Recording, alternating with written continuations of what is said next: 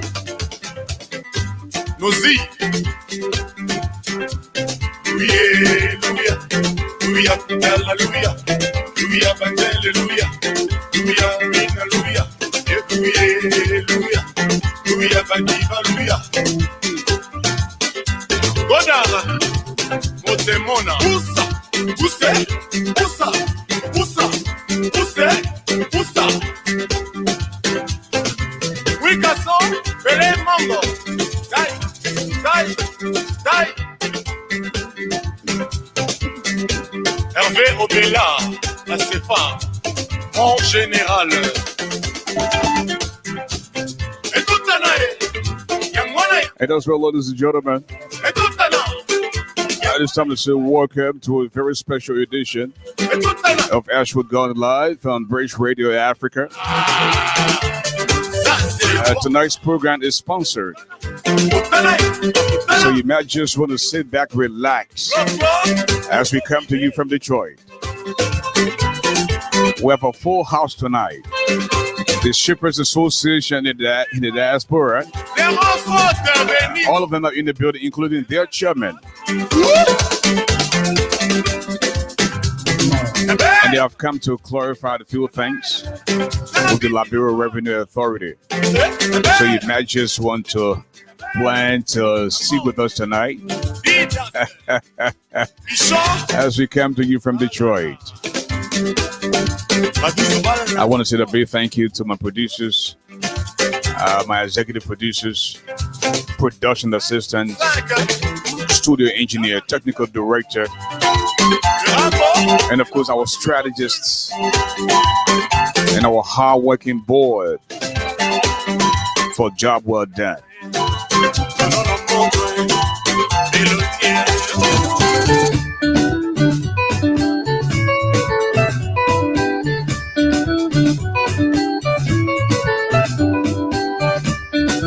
And as always, this is the song that introduces the giant. The song that also introduces the program Ashford Garley Live. It feels great to be back home. I know some heard the name and some heard people talk about him. You've gotten the opportunity to hang out with him tonight on British Radio Africa. Please share the video because your friends are not my friends. We're also live on YouTube as well. We're live from www.britishradioafrica.com. Oh, man. So shortly, we're going to introduce the rest of the folks from the Shippers Association. They've got some interesting things to tell you about the shipping industry in Liberia. By way of introduction, folks, this is the brother who doesn't eat iron, but he's definitely stronger than a lion. And that's what they call him, Ashford the Giant, the Now You Know Me Garley. You know, the medicine of the microphone, the golden voice of Liberia, the Now You Know Man. Let's have fun.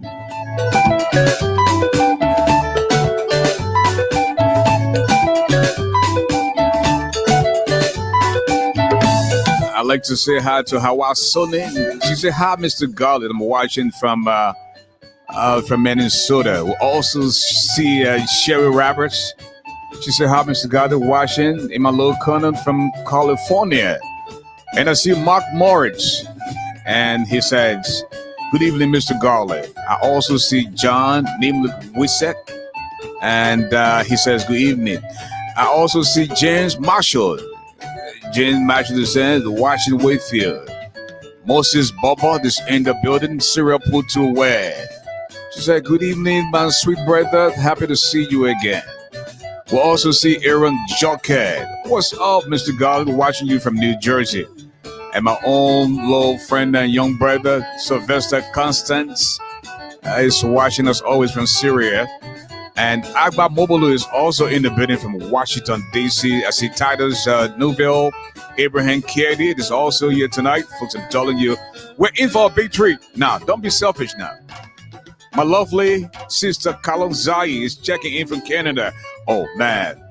Share the video, please. You might learn something tonight. Gallo. It says, Gallo. Hey, the Butts. I'm watching you from Bismarck City, North Dakota. Yeah, man, I was in North Dakota a few years ago. A beautiful place to hang out. A lot of money there too. A lot of oil money. Howard Bed is in the building. And folks, shortly as soon as we get a signal from our guests, we are going to bring them to you. But just before we introduce our guests, I just want you to be a little careful with your health. You know, it's the only thing that you have, because when you have good health, you know, the other folks usually say, you know, health is your wealth. You know, Mark Ernest Bungley is in the building. Tina Taylor from Providence, Rhode Island. I've seen her a few days ago. How you doing, Tina? Welcome to the show. Fun Gartet is also here from Philadelphia. So you have to take good care of your health. You know, you don't have to do everything. Exercise, you know, once in a while. You know, you can start with 15 to 30 minutes. Do your little walk and cut down on the eating of rice. Now, don't get me wrong. You know, you can eat rice, but don't eat rice too late. You know, and you can eat anything you want to eat, but do it in moderation. You know, be a little moderate as you eat these things. You know, but you can't wait till 12 midnight and start to eat palm butter and stuff like that. But what I've started though is working for me so far. You know, I've cut down. I mean, almost three months now. I've not eaten rice, and I'm pretty sure Tina Tiller knows what I'm talking about, because you know, and you know, do not cut off the drinking of alcohol completely. I know it might sound crazy, but you know, minimize, you know, the alcohol consumption. You know, because it has a lot of sweet in it, a lot of sugar, right? You know, I was told by the doctor, you know, some time ago that a glass of wine. No, I mean, a glass of beer is equivalent to 6 slices of bread. So I see some folks sit down and drink 6-pack, 12-pack, you know, and then you worry about why your meal session, you know, it's still big. You want to get rid of the stomach, you got to slow down the consumption of alcohol. You got to slow down the eating of rice, especially late at night, you know. And what I've started doing is I walk 5 miles every day, drink a lot of water. And for almost 3 months now, I haven't eaten rice, and it's working out for me. You know, substitute the rice with buckwheat.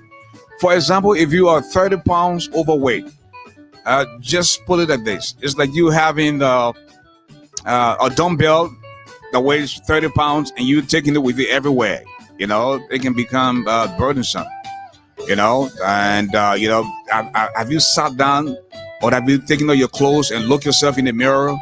And see that your meal session is uncomfortable. You first have got to feel bad about the way you look. That's where it starts from, you know. And by the time you start feeling bad about the way you look, you'll do something about it, you know. And that's just for your own health, you know. Some of my brothers and brothers can't even bend down to tie their own shoestrings, you know. when the last time you saw your belt buckle? You know, if you can't see those things, then you know you got a lot of work to do. Hey, again, I'm not there yet, but I'm feeling good about myself. Clothes that didn't fit me back then, are beginning to fit now. You know, and that's a good sign. So I'm just going to continue.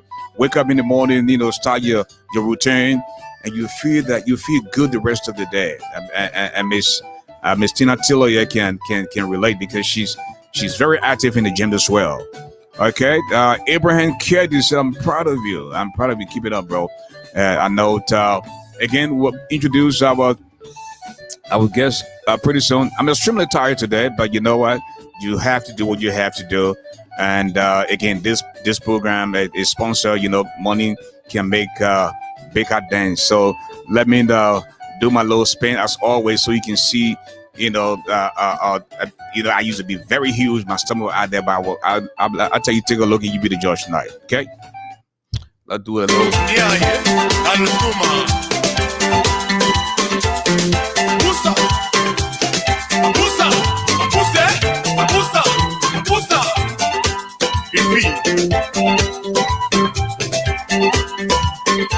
Moïse, maman major, Rédi Massomo. Hugo, Plaisir, Léon Cabasselli, JRT, Nicolette, Poussé, Poussa, Zambalé, and that's the man Kofi Olumide. I see it, Abraham Keddy is from Minnesota, and Louis Blopet Caesar Caesar Jr. is also here. Rob Williams is in the building. Clarence Jackson, one of our regulars, is also here tonight. Arvin Perry, as always, that's very supportive friend and brother in the building. At this time, ladies and gentlemen, I'd like to introduce to you, I would guess, let us start with Mr. Phillip Woods. Mr. Woods, hello and welcome to the show. Yes, sir, Mr. Garley. How you doing? Thank you once again for the opportunity. Good. I will give you just 1 or 2 minutes to give us your opening statement, then we can introduce the rest of the guys. Well, I'm grateful to be here today. By the way, you look great. You look good. Yeah. We're trying to keep ourselves above sea level. Okay. I'm happy to be here today. I want to thank the Liberian government representation the other day. It was a good thing that they yielded to our call. It means they are listening. I think they can do better. But then just coming to try to clear the air, is commendable. I was just disappointed that things we wanted to hear from them, they didn't say what we wanted to hear.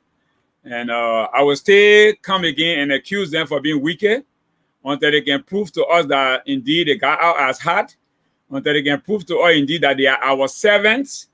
But other than that, they got out in the place that we can't move. Liberia is not a poor country. It is because of poor management that Liberia is considered a poor country. But if they can just adjust themselves and put Liberia above self-interest, obviously everyone will be good. So we're not demonizing them. We just wanted to correct the wrong.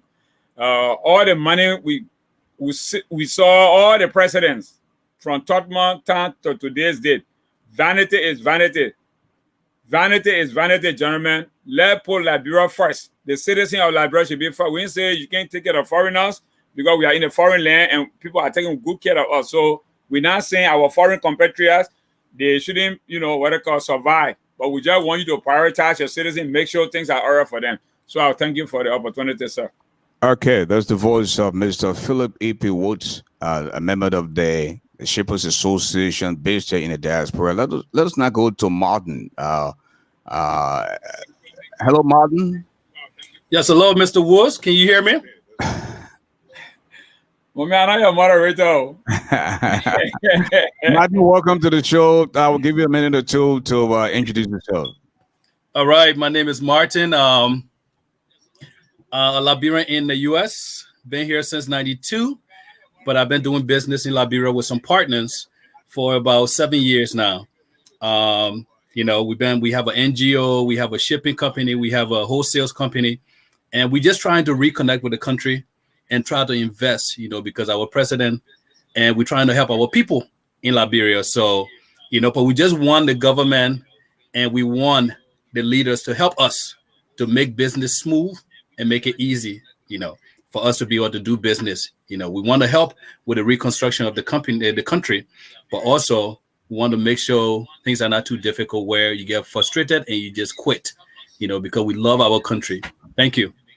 Thank you. That's the voice of Martin making his presence known tonight. Let us now go to Joseph Tamar Jackson, I believe. Hello, Joseph. Hi there, Ashford. How are you? Good. Too blessed to be stretched. I will give you a minute or two to introduce yourself. Go ahead. Yeah, I'm Joseph Tamar Jackson. I'm residing in Houston, Texas.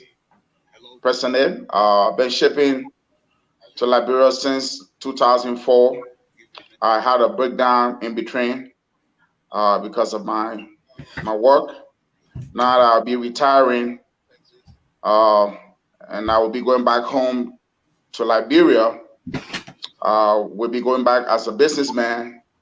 But the last time I saw Mr. Woods coming on with the frustration with the shipper in Liberia, and then I saw the two executives who are responsible for the LRA and the custom bus were on, and I listened to both of them. But a lot of things that were so discouraging, because there are a lot of Liberians who in my shoes who are retiring and want to go back home to ship, because I got 6 containers already will be leaving from the US in October to be going to Monrovia for business. So we just want to discuss to see how best the Liberian government can encourage Liberians who wants to return to Liberia to do business, so they can have a very smooth environment to help to boost up our economy.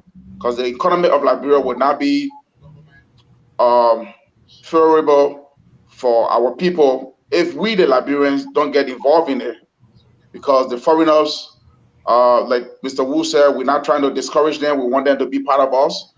But at the end of the day, whatever little money they're going to make in our country, they're going to take it back to their country.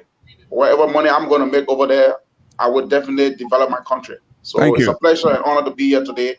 As we go on, maybe we'll be able to dive in some of these issues that will concern us most, to see how the government can be a help to us. Thank you. Thank you. And then the last but not the least, I'm told he's the chairman of the Shippers Association, Mr. Aliyu D. Gulafale. Mr. Gulafale, hello and welcome to the show. A minute or two to give us your opening statement. Well, thank you very much. I am grateful and thankful to Philip for carrying this torch continuously. And we have understood for quite a while. To be exact, 2003, I started doing shipment or shipping. And there's always a barrier, from one regime to the other, from one system to another. And realistically, I think everybody's singing the same song. If we make money, Liberia benefits. Our money is not only when we ship and we pay a few people a few cents, that money goes into the economy. The things we ship, the people we pay, those are jobless. They buy things and they sell. Our contribution is bigger than anybody can just see based on dollar and cents. But we have been having series of roadblocks. I'm not even saying stumbling block, roadblocks that have caused some of our huge losses. For me, $130,000 losses. And I'm not really giving up yet, but our leadership, our authorities, our officials has to see this thing as an economic force, as an as an economic contribution to our survival. So I'm happy we're having this this discussion, and I just hope and pray that people back home will understand that we are coming with partnership. We are not coming with confrontation. When people get, I say when people deserve something and not getting it, they make little noise. Yeah. So, I mean, Thank I'm you. thankful and happy that we can be able to discuss with them, and I appreciate this conference. Thank you. Okay. Once again, ladies and gentlemen, I would like to say a big welcome to a very special edition of the program Ashford Garley Live on Bridge Radio Africa. We're coming to you from Detroit, Michigan. Mr. Eric Freeman is watching us from the East Coast. My longtime friend and brother, Jonathan David, is also yet. Raymond Hogarth is here as well. Florence Tiller, Jake Cassius is here. John Nameless Wizard is also yet. Now, what we're going to do tonight, we are going to be taking about 5 questions from our audience, those who don't want to call in, and you can just go to the private chat there and drop your question, and we'll read your question out so that our guests, perhaps they can provide some answers for your question. Now, I want to begin with Mr. Woods. Mr. Woods, we had the bosses of LRA in our studios on Monday, I believe, and following your accusations and your allegations, they came out and came out swinging. And I'm pretty sure you're here to touch on some of the things they said.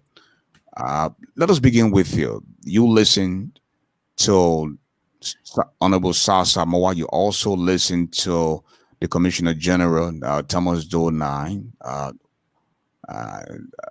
What is your response? Okay. One of the things that they touched on that they didn't make the justification didn't make sense is the comparison they were making with used car. I mean, salvage vehicle and a person buying a brand new car, and you went and bought that same model of car, salvage. They didn't do good. They didn't do well. I was disappointed. If that's what they have been basing on to evaluate salvage cars, then I'll ask them to come back to wherever they got their knowledge from, or come back to the States. The States makes it very easy. Even Kelly Blue Book makes it very easy. So they need to either live with Kelly Blue Book or come back and get themselves prepared to go and know the difference between a salvage vehicle and a brand new car. Because let me just tell you some of the challenges, some of the differences. One, if a car came from the dealership, it means every part on that car factory made. If I went and bought a damaged car, I'm going to buy aftermarket parts. Aftermarket parts are substandard parts. They are not genuine parts. That's what they call it, aftermarket. They are not genuine parts. Their fitting are not compared to that of the new parts from the dealership. Now, the car is salvage. So if it is reconstructed, it's indicated on the title, reconstructed. So if you're selling it, nobody is fooled to go buy a reconstructed title vehicle at the same price of a new car. So there's no way you can say the price is new. Then again, I will come back to say they're wicked, because the reason why I say the guys are wicked is before they got in government, I wanted to come and tell me what year car they were riding before they got into government. Were they riding current year's vehicle, or they were riding the same old 5 year, 10 years car and the same salvage car bought and what they call. And I wanted to understand also that car is not development.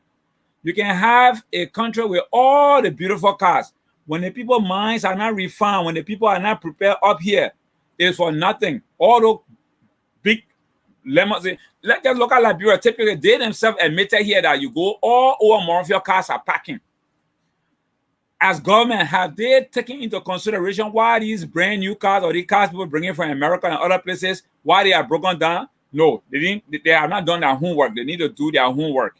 So if their comparison for salvage car and a brand new car is what they are dwelling on, then they're making a big mistake. I say again, let them go back and do their homework, because we will not accept that. Because we as private citizens, we want to elevate too. They are government official. They already got their part already set, because we paying taxes to pay them, so they must get a breathing space to survive. Now, Mr. Woods, what do you also make about the counter that Liberia is not a dump site where you take 10 to 15 years old vehicles and just ship them to Liberia? are you able to ship 10, 15 years old car to the America? Of course. If America can allow, people do that from Europe. If the car, people ship car from Liberia to America. But As long as it pass the evaluation, again, you can ship your car. Again, the tax rates on the shipment of those vehicles will have to vary. You know that, right? No, but you see, taxes in America are not as expensive as Liberia is. Oh. No. We're not even thinking about that. Paying taxes on a vehicle coming here is not compared to that of Liberia. What would you then say to the commissioner who said by far the taxes in Liberia are by far cheaper than those in the region? You see, the thing about those guys in Liberia, they don't do their homework right. The first thing you got to see the economic strength of the people. They say the country is a poorest country. Then their taxes are high. Then their taxes are high. They make all the money. So they in government make all the money. So because they make all the money, they think life is as easy as they see it. Whereas it's not that way. But he kept dwelling on comparing Liberia taxes with that of America or comparing Ghana with that of Liberia. You can't compare. There's no way you can compare because we shipping here. I ship all over the world. The guys from Ghana, they don't come looking for OO cars. It's because people got the economic power. They got the strength. People making the money. Their economy is booming. You know, people selling, they turning over. But compared to Liberia, people ship cars, they go and sit in Liberia for years and months. They can't sell because the people don't have it. Now, the issue that they don't understand here is Liberia, I told them from day one, Liberia does not have technicians. Liberia have mechanic. Mechanic can work on the old day cars. Nowadays, vehicles are being worked on by technicians. So if people take the cars to Liberia, you don't have technicians in the country. That's why the car break down. And even the excuse that you are making talking about environmental hassle and all that thing, that's not my responsibility. It's not your responsibility. It's the government responsibility because they need to put mechanism in place. And you see the guys, they know that what can get to me. The fact that they know better and they pretend not to know better. They are aware about emission inspection. Because you live in America, in every 12 months, you have to what? Do your vehicle inspection. If you go into our vehicle and traffic laws of Liberia, which were copied after the state of Detroit, United States of America, the Constitution after America, the vehicle and traffic law after America, we come to America, we live in the people's system without any problem. By the time we get back to Liberia, we refuse. No government official won't carry a car for vehicle inspection because he feels he's too big. Because if there were people that were submitting to the system, obviously we have what we had there before 1980. We have vehicle safety inspection. Before the vehicle get on the road, it has to be safety inspected. Make sure the lights are working. Make sure everything on that car working. But because they don't want to submit, so they just allow our system to break down. So that's the reason why you see the cars all over the place. Now we got city ordinance. City ordinance should be controlled by the various cities. Monrovia City Corporation, Pinsville, Ghanaians, all those places. They need to educate people that they put into power. If you appoint a city mayor, the city mayor must be aware of the city ordinance. He must be schooled to it. So that he got to enforce city ordinance that people can just open garage anywhere, that people cannot just park cars anywhere. You understand what I'm saying? So they are the problem. Now, the other thing here is this. They allow people to bring spare parts. Just before you go there, Mr. Woods, again, the LRA came here and they maintained that the taxes that they charge on these cars are by far cheaper than those in the sub-region. And we have with us here the charges, for example, Ghana, okay? Yeah. If the car is 10 to 12 years older, they get to charge you 5%. Okay. 12 to 15 years, 20%. 15 years or older, 50%. And they are saying their charges are by far cheaper than Ghana, including the Africa Coast, Guinea, and other places. But you people are still saying that they are overcharging you. No, but do they have anything on their book relating to 5%? Ghana got 5%. Liberia is 20%, 30%, and 50%. Again, that would have to do with the age of the vehicle. And I don't see Ain't it wrong? Yeah, I just show you the rate from Ghana. Yeah. What I want you to see here is this. The economic power of the people in Ghana is not compared to Liberia. But let me make this clear. Liberians, we are not having problem with the percentage. When you say economic No. power in Ghana, hold on, Woods. When you say Yeah. economic power is not on par with Liberia. Yeah. You take the car to Liberia, and after you get the car clear from the port, you sell the car the same way the people sell the cars in Ghana. Then you were saying The car can't sell. The car can't sell because the people in Liberia don't have money. By the time you go through all those expenses, you see the reason why we sent you. Look, the reason why President Tamar came up with a used car for Liberian businesses is because he knew the people were poor were going to take them time to build capacity. Used cars are intended for poor people. That's what it's intended for. But let me just make this clear to you. The age of the car and the percentage they are charging, we don't have a problem with it. This is one of where we have the problem. If the tax on the car because the car is 30 years old is $500, bingo, it's fine. So if you put 20% of $500 on that $500, it's saying nothing. But this is what they can do. Those guys are LRA. They will go and do something called additional assessment. The additional assessment will be about 2 times the $750 that you so pay, which is the $500 plus the 50% penalty or whatever for the HO vehicle. They may go and pull what? You say you're reassessing the car $1,000 plus your $750. You were expecting to pay $750. You're comfortable with paying your $750. But here is the man coming now. Surprisingly to you, you were never informed until your goose got there. You were aware from the BVA report that yes, I will be paying $750 for the car. Then the man can surprise you with additional $1,000. But Wuzo, let me ask you this: what do you also make of folks who say you guys are angry because they have changed the status quo? Okay, for example, after the war, there was no law and order. There was no system in the country. You bring your cards from America. You send it to Liberia. If you were supposed to pay $1,000 or $1,500, you go and hang here with the guy there. You pay $200. Your card gets to be released, and the next thing you know, so we have gotten accustomed to that kind of behavior. Now that's what they want to bring back. They're trying to put back. No, now they're trying to put a system in place where they will charge you according to how they should charge you. Because I spoke with a guy who worked at finance ministry long before the war, and he said, I listened to Samoa and Dole 9. What they were saying is actually true. They have not changed the tax law, but because Liberians are used to getting away, cutting corners, and that's why they are angry. What do you say to that? No, he missing it. I just explained to you where we get annoyed. If we are already aware of the 10%, I mean the 20%, 25%, and the 30% penalty on each vehicle, we don't have a problem with that. We have a problem with this additional assessment which comes from the Liberian government and not from BVAC. Not from BVAC. You hire BVAC as a pre-shipment inspection company. So whatever BVAC come away is what you're supposed to accept. If I send my container 2 weeks before my container arrive, BVAC give me that report, I do my calculation, this is what I should pay. I hustle my money and hold it in my hand. You get to Liberia now, then they say they got one man called the assessor. The assessor got to go reassess your shipment, and you look, the money you're supposed to pay from BVAC report, he triple it or he double it. That's how we get stranded. That's how we get stuck. And when we get stuck, now our container stay in the port.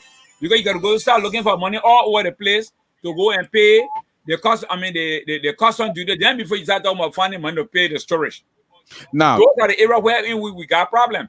Let us go to Martin. Martin, you have been in this business for a while. Share with us your experience. Thank you, Mr. Garley. Compared to everybody else, I think I'm the youngest member, a part of this team. One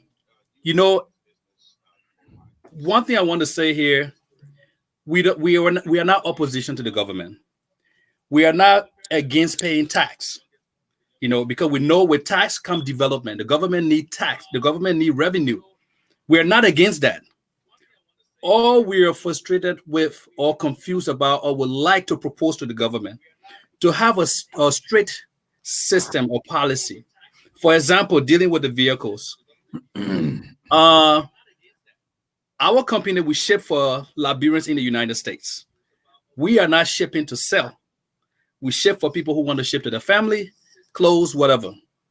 But let's take the car scenario, for example. If the government put in place and say, okay, if you send your cars 5 years old, have a flat rate, because that will help our customers. Because the confusing thing here is when you ship, whatever you ship, you don't know what you're going to pay. So when your container get to the to Liberia, it's up to BVAC and LRA to determine your fees. So for example, if we have a set rate to say, okay, if you're sending a car 5 years old, this is what you pay. 10 years old, this is what you pay. 15 years old and 20 years old, a flat rate. Because they know so far people have been shipping. On the average, my customer pay for a truck, that was a luxury, a BMW truck. The person paid almost $3,000 to clear. Recently I shipped for a customer of mine. She shipped a Chevrolet, almost like a CRV, and she paid $4,000. It was a 2012. 2012, she paid $4,000. Mind you, that was just to clear it. She purchased the car for $6,000, and she paid more than what she paid for the car. And this was a lady. That's just one case. There was a person who were moving back because they retired here. Now they were moving back to live. So I have to generate funds to free the car so they can pay me later, because nobody in Liberia just have $4,000 sitting around. You see, so we're begging the government to have a system. But if I knew that it would cost $2,000 to free a truck 10 years old, I can tell my customers. They can start raising money. If I know it will cost $3,000 to set a 15-year-old car, I can tell my customers. We're just trying to propose to the government, look, we want to help the country. We want to work with the government. We are not trying to fight the government, because the government is the government. But we are Liberians trying to invest in our country. For example, when we started, we built our own warehouse. The neighborhood where we built our warehouse in, the road was bad. So we chipped money. We asked the community. They said, no, they can't afford it.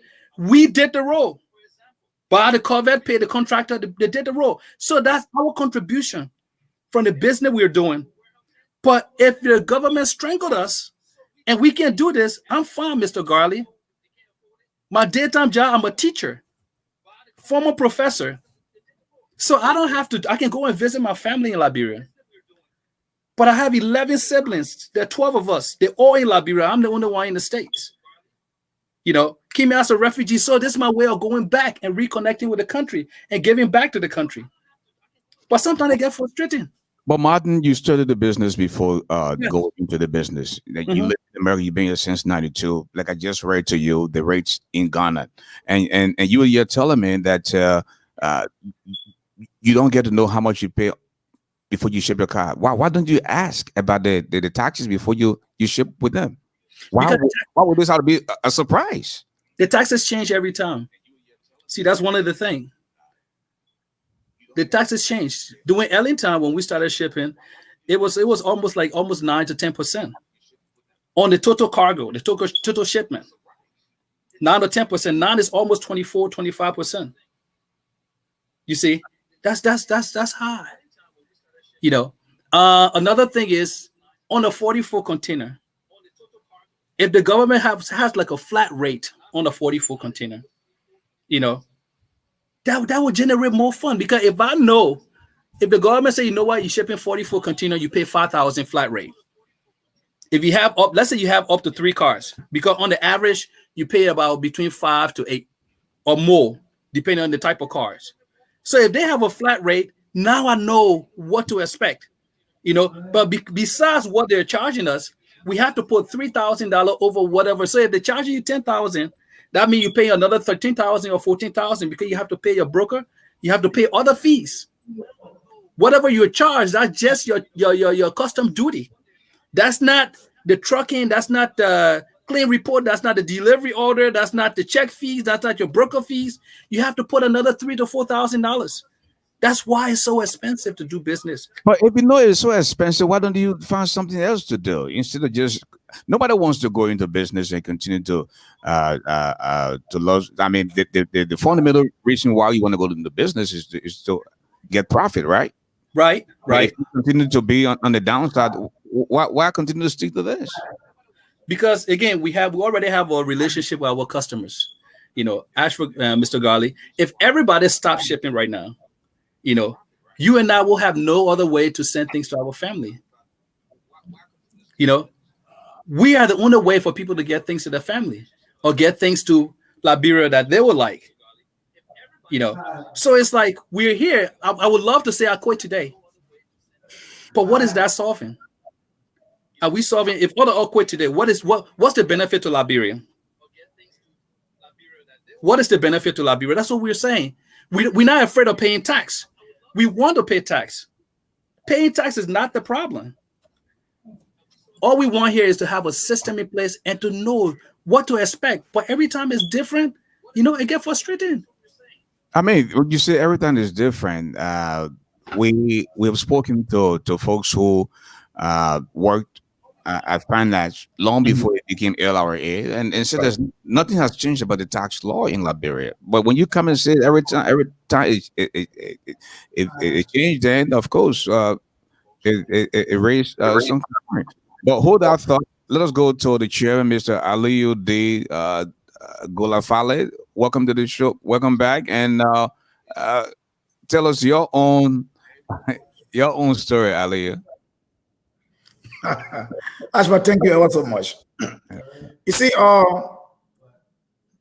people, the authority in Liberia, got to look at the cost and benefit of doing business in Liberia. They have an issue. They will say, "Oh, the car is not road worthy, so you got to pay fine," as Philip said. But the roads are not car worthy because of the type of economy the guy in Liberia. Ashford, take 200 brand new cars. Nobody will buy it. Right. Now, let's go to transshipment through Logatour and through Guinea. The car will pay $1,700, $1,800, $2,000 for the Port of Monrovia. They got to pay $700 for it. Right. So there's no consistency. Right. And I think this problem, people believe that, okay, these guys shipping, they got money. Right. I'm telling you, Ashford, they are inconsistently inconsistent. People overcharge people. How will you buy a car? The last people are clear. I bought it for $700, 1996 Nissan SEV6, old car, rusted up. I paid $1,700. Pray tell me, car bivouac was done. And how in this world, they say 4% of that car was almost $600. There's no magical way of doing that calculation. Now, we come back to the issue. You guys, the government is saying, okay, look, you got to pay this money to get this thing out. But is the government really sincere to keep the economy moving? Are they? And one other problem we have here, the problem is with us, the shippers. We know we are losing. The last time shipper container was a year and a half or 2 years ago. We know we're losing. Why can't we come together and hold you guys' feet to the fire? Because look, we are Liberians. We put in around $200, $300 million a year in our country. Without us, look, I found that money to Liberia. They'll get to put the money in $1 bills. Ain't got no money. Why you want to run behind the slow dollar and leave a fast dime? Here where I come. We the shippers, I've been trying to put together for almost 12 years. We're not cooperative. If we have a voice to speak with and we have a demand that is reasonable, that is fair, government submit, because we don't want to steal from them.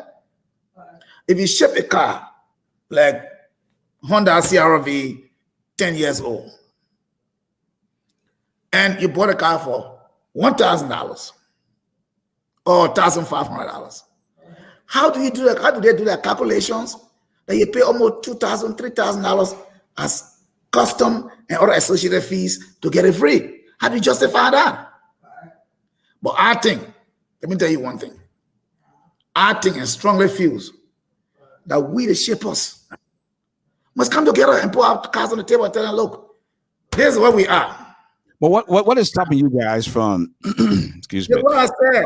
from coming together? I come together, or maybe organize a meeting and invite the head of the custom LRA, invite him to the diaspora and have a town hall meeting. We have done it. We did it in Minnesota. They did it on the East Coast. What's the lady's name? Or Afraid Tamar? They came on a tour. You know what? Breeze. The people have a preconceived manner. Oh, yeah, they got to rip us off.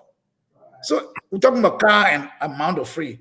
The amount you use to free a BMW should not be the same amount of money you use to free or Nissan Sentra or Toyota Corolla. So car is not just car. I don't know if I'm missing something here, because I shipped 2010 Ford Fusion and I paid $600. When? 2018. December 2018. You know what? Why? Do you say it again? You are a blessed person. Do say it again before the re-express it, you gotta pay another $2,000. I'm being realistic with you. I'm being realistic with you. Because we put money into the economy. Look, we live in a big economy. That's why I stopped shipping for almost 2 years. Because I was lost. That's why I stopped shipping. And Liberian people, somebody believer, they can win. They may score a goal. So if they don't go with a group. Now, Aliyu, what do you then say to the folks who say you guys are used to getting stuff, not the railway, backdoor deal, and the fact that they have come out to say, you know what, let's do this the railway is hurting you guys, and you want to complain. And they also went further to say you can't leave the Freeport of Monrovia and try to go through the Ivory Coast again, and that does not mean that you will not pay your taxes. That's a transit point. And when you get into Liberia, they will go after you, and you still pay the taxes you're supposed to pay. Except Ashford, the problem is not with the government. You know why I said that? I'm being a little bit sarcastic here. It was us. You know what? Business of our profit is no damn business. Shippers refuse to organize. Phillip and I started, we are doing we're making some progress. But you know what? Maybe other people have been shipping and making the money. That's why they continue to ship. But the question he asked is very material. He said, well, why are you continue to do the thing? You know you're losing. You can't do it as an entity. You got to first of all understand our contribution to that economy is huge. And we shouldn't come here and work for our money and go throw it away. I'm telling you the truth. So the shippers, look, we can decide to be treated fairly, or can decide to be treated like trash. Nobody making money from shipping. None of them. I mean, I defy anybody. Not making no money. I save more money by not shipping than I ever saved when I was shipping. So we have to come with a card on the table. People got to understand how much the cars are bought for. To qualify those cars and praise them truthfully. You can't buy a car $700 and you go pay $2,000 for custom and clearance. So I'm saying preliminarily and to a large extent, the problem is with the shippers. I don't know why they let it loose. I don't get it. I'll work so far. Joseph Tamar Jackson, what is your story, man? Yeah, thank you again, Mr. Garley. What I want to say here is that first is that I want to say a big thank you to Phillip Woods for the great job that he and his team been doing. But I think it's about time that all the shippers in the diaspora comes together and we have a very strong organizing force. That's number one. Two, we need to sit down with the government. That is the Commissioner of LRA and that of Custom. There is no economy in this world, or should I say, there is no country that have a total development without its own citizen being involved in the economy of that country. Ghana, that we all talk about today, you know the story, and a lot of you who listening knows the story of Ghana. I would just say about 10, 15 years ago, we know where Ghana came from. Ghanaians are involved into their own economy, the development of that country. So until we can sit with the government and let us give us a direct answer to our cry, our country, Liberia, we will always continue to have a problem in that country. Because the Lebanese and the Indians, now you see the Nigerians are going over there to take over that country. Every cent that they make in that country, it goes right back to that country. Okay? Now, look at this. You bought a car from here for this price. Look at you telling me that 2018 you pay $600 for your car. If you ask somebody who shipped in 2018, it might not be the same model, and ask them how much they pay to clear a car out of Freeport, they will tell you they pay $2,000. So there's no standard rate, and that's where Mr. Wu is coming from. We are not complaining about the taxes to be paid on the vehicles or the freight. Because I asked the question the last night, and the commissioner for custom did not answer the question. I said, how do you determine the freight? That question would never answer. Because if you got Beaver to do your inspection over here, and Beaver said to you, Mr. Garley, this car that you're shipping to Liberia, wow, the custom duty on this car is going to cost you $600. Okay? No, you can't come in. Then you tell the customer, say, hey, your car will cost $600. The customer gave you the $600. All right. And they continue to get to Monrovia. Then they tell you, oh, we got to do another inspection again. Even though Beaver told you, say this car is costing $600. But hey, man, this car, a high leather seat, this car is a luxury car. You have to pay $3,000 on it. How can you reconcile that with the customer? That's where sometimes the customer come and say, oh, Mr. Ashford Garley, you stealing from me. You told me I also pay $600. Why is it now is $300? So the problem here is that, look, we need to sit with the government. We are the one that can develop that country, not the foreigners. No foreigner develop your country. Absolutely no. It is all Liberians who wanting to do business. And there are a lot of people in this country that want to go back home to do business. Like myself, who retiring now and going back to do business, Mr. Garley. But they are afraid.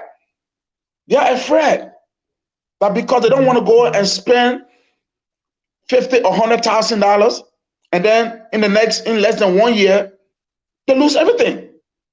So I want to call on the government, especially the LRA boss. Mr. a gentleman who I met the last time, very nice gentleman. The first time we met in Monrovia, we had a nice conversation. I haven't met with Mr. Samoa yet, but I will take up the time when I get there to see how we can sit down and have this conversation. We know the tax laws are already on the book. No shipper that I have spoken to will tell you, say, hey, they are afraid or they want to do the backdoor deed to pay taxes in the back. No. You want your country to be developed. So you have to pay your taxes to the government. You understand me? So that's what we want to do, and that's what we want to work with the government, and the government have to work with us. Because if the shipper today decide to say, hey, man, I know it's not going to be 100% possible, but if a lot of people decide today that, look, they're not going to ship to Liberia, it's going to have some negative impact on the economy over there. Because millions of dollars have been generated by the government through the shipper from the diaspora. Okay, Jackson, I want to go back to Mr. Woods. Mr. Woods, again, your colleagues are saying that the shipment is causing a very serious concern, and especially Aliyu. Aliyu is saying he has tried to get the association of shippers here uh, to come together. Call a meeting. Send some type of message to the government that they can listen to you people, but it never just seemed to work. Well, Aliyu, I would say the burden lies on the government because, and let me be very clear here. When we're talking about government, we're not talking about the CDC government. All the bad things are not from the CDC government. The only thing here is that the CDC government have multiplied it, that's all. But it's an age-old situation. It's an age-old situation, maybe about 30, 40 years old. This situation of putting Liberia and some marginalizing Liberia is not a today's thing. But it's just that this government that we expected so much from have multiplied our poverty. Now, you see, we're talking about Ghana every day. Where did Ghana take the knowledge, the idea from, the concept that got Ghana booming today? Where did Ghana take that concept from? Ghana took the concept of empowering her people from Liberia. Turbo crafted a investment incentive act in 1973 that he listed domestic businesses, small businesses for the indigenous, for the citizens of the country. That's where Ghana took the concept from that got Ghana booming today. What we call the 26 businesses that became 29 businesses in 2009, that the government had not had the political will to make it functional. And the reason why it's not functional is because those guys that came here trying to justify benefits. And because they know that we are ignorant, majority of our people are ignorant, so they try to play on us. But I got news for them. Some of us will not die from working hard and die poor. We will make sure we torment them. How you call it? We'll torment them by telling them the fact. Because when they go home, their wives and children looking at face and say, "Hey, daddy, to the people told you the truth." How can a man just get rich overnight just by working for government? And when a man become, you saw anything, God feel looking friendly? Look, I was justifying what they are getting. They never said anything to say, "Oh, German, we can compromise with what we listen to our citizens grieve. Let's see whether we can go back to our bosses. Let's go to the national legislature. Let's go to the president and see whether there is sense in what the guys are saying." But all they are saying here to all we lying, we want cut corner. How many are all complaining?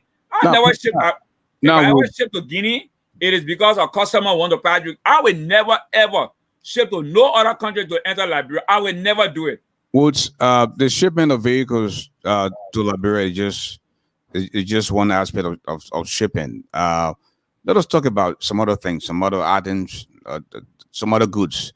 Now, vehicles are the problem. Hold on, no. Yeah, you are accusing LRA and customs of being very wicked and of not being fair to the Liberian people.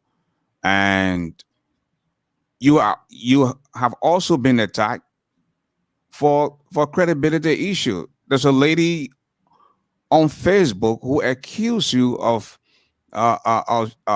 shipping her goods through you, and up to now she has not heard from you. One Masa Dopo.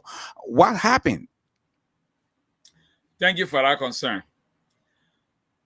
Masa Dopo is a junior sister to me. She's my friend. She called me big brother.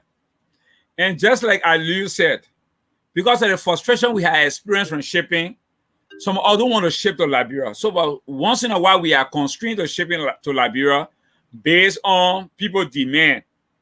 All right?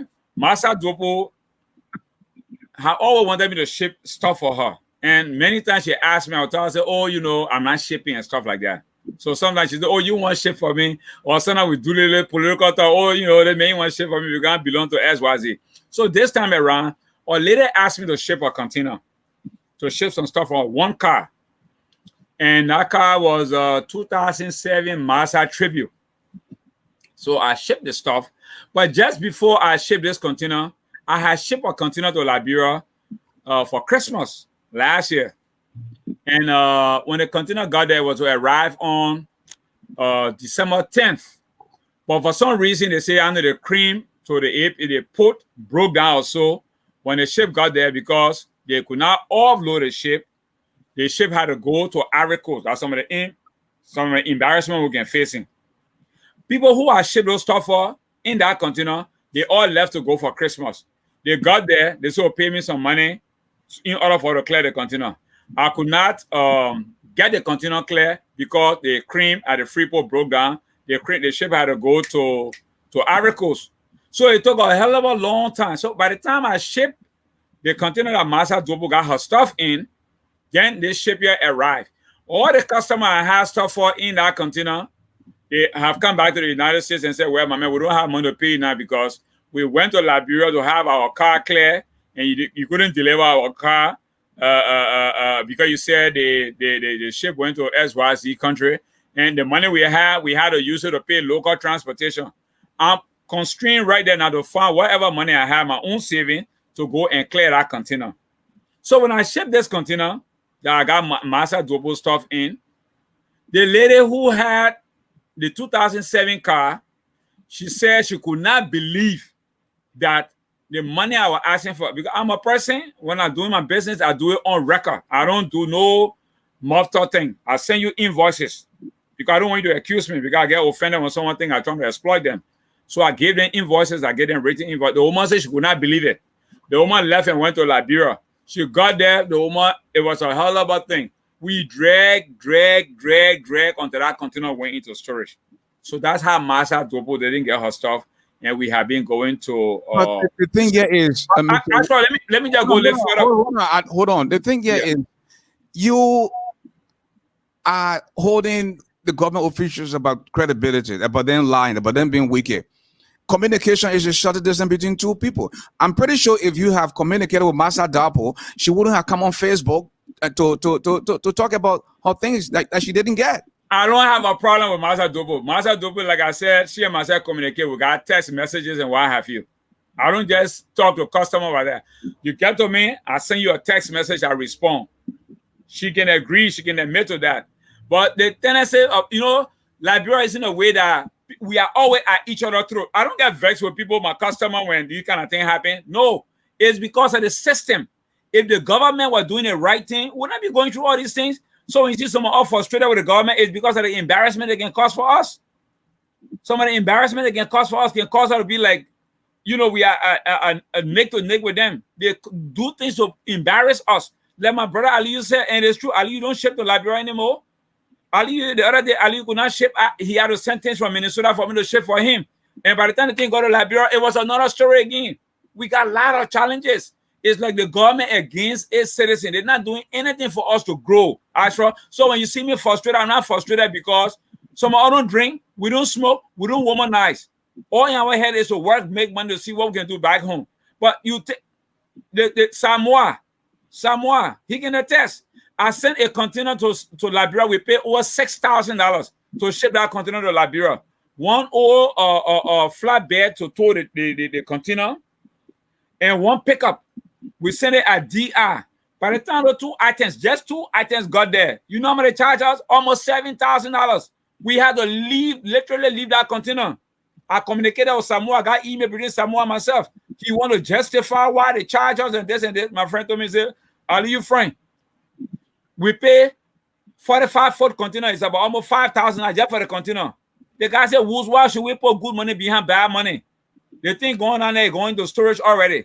Then we got to go pay storage and go free one old pickup and one old something. It ain't worth it. So $7,000-$8,000 just went in the breeze. That is what happened to some of us. So are we saying in our country, we should be flourishing? So are we saying, can you tell us when will Massa get her things? Is she as soon as the container gets clear. I told Massa that already. And I've been communicating with Massa, but she's frustrated. I can't blame her. She got it right to get frustrated because the essence of sending this thing is to help poor people back home. I got another scenario with somebody else too the same way. And, if people, look, you see, Ashford, we need to do better in Liberia because these guys who came here trying to justify, pretty soon will be us, our government. Then they will understand what it means to be in the private sector and be going through what you're going through. None of the guys that were sitting here can show me a tax clearance that before they got into government, they were paying taxes to the Liberian government. I've been paying taxes from day one. I've been doing business in Liberia from 1986. I've been paying taxes. I'm a proud taxpayer. I'm not a man who will cut corner. I never call Thomas Donald. He's a friend of mine. So I never call anyone on the big and say do something on the contrary. I would never do that. Because you charge me, it must be something I can afford and I'm gonna be able to pay my taxes.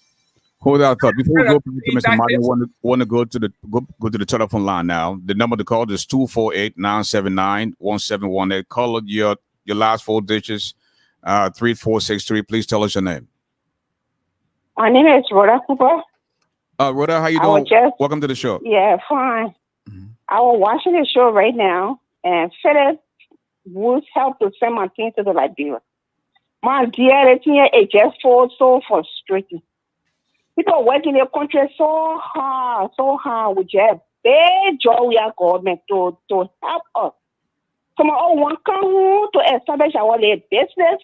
We are about to retire. We don't want to retire in this country. But in so doing so, you shed your little things, use things and stuff like that, use clothes, children's toys, use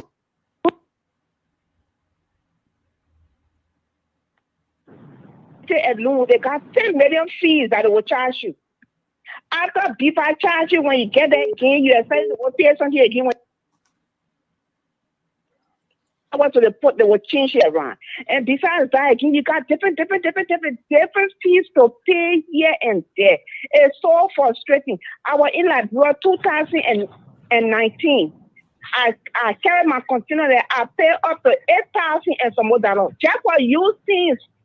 And then when you bring the thing, or you say, oh, you're making the things so expensive. Of course, I will make it expensive because the free for charge. No, I can't also it. I have to sell it in a way for me to get my money on and get profit. You can make business, you can have any profit. You know, so the thing is so frustrating, my dear. I the only one up there, or at least you can do your show and you know will come on there, at least our voices can go. And the government try to help us. At least they made it here with flat rate. When they make a reply, they say, okay, further for continue that 10,000, that 8,000, that 9,000, regardless of what you got in it.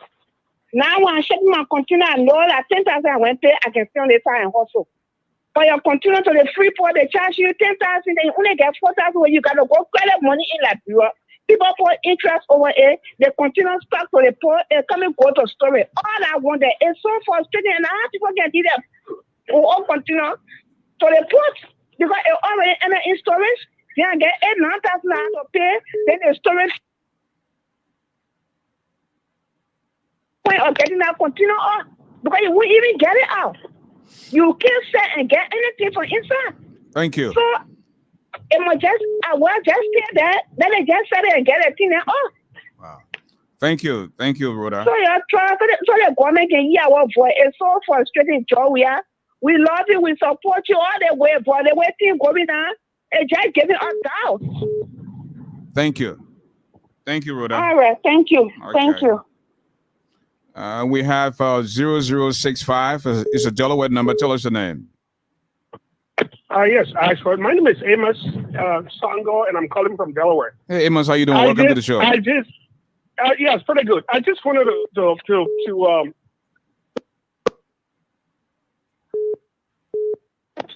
I think about 8 vehicles to Liberia over the past few years.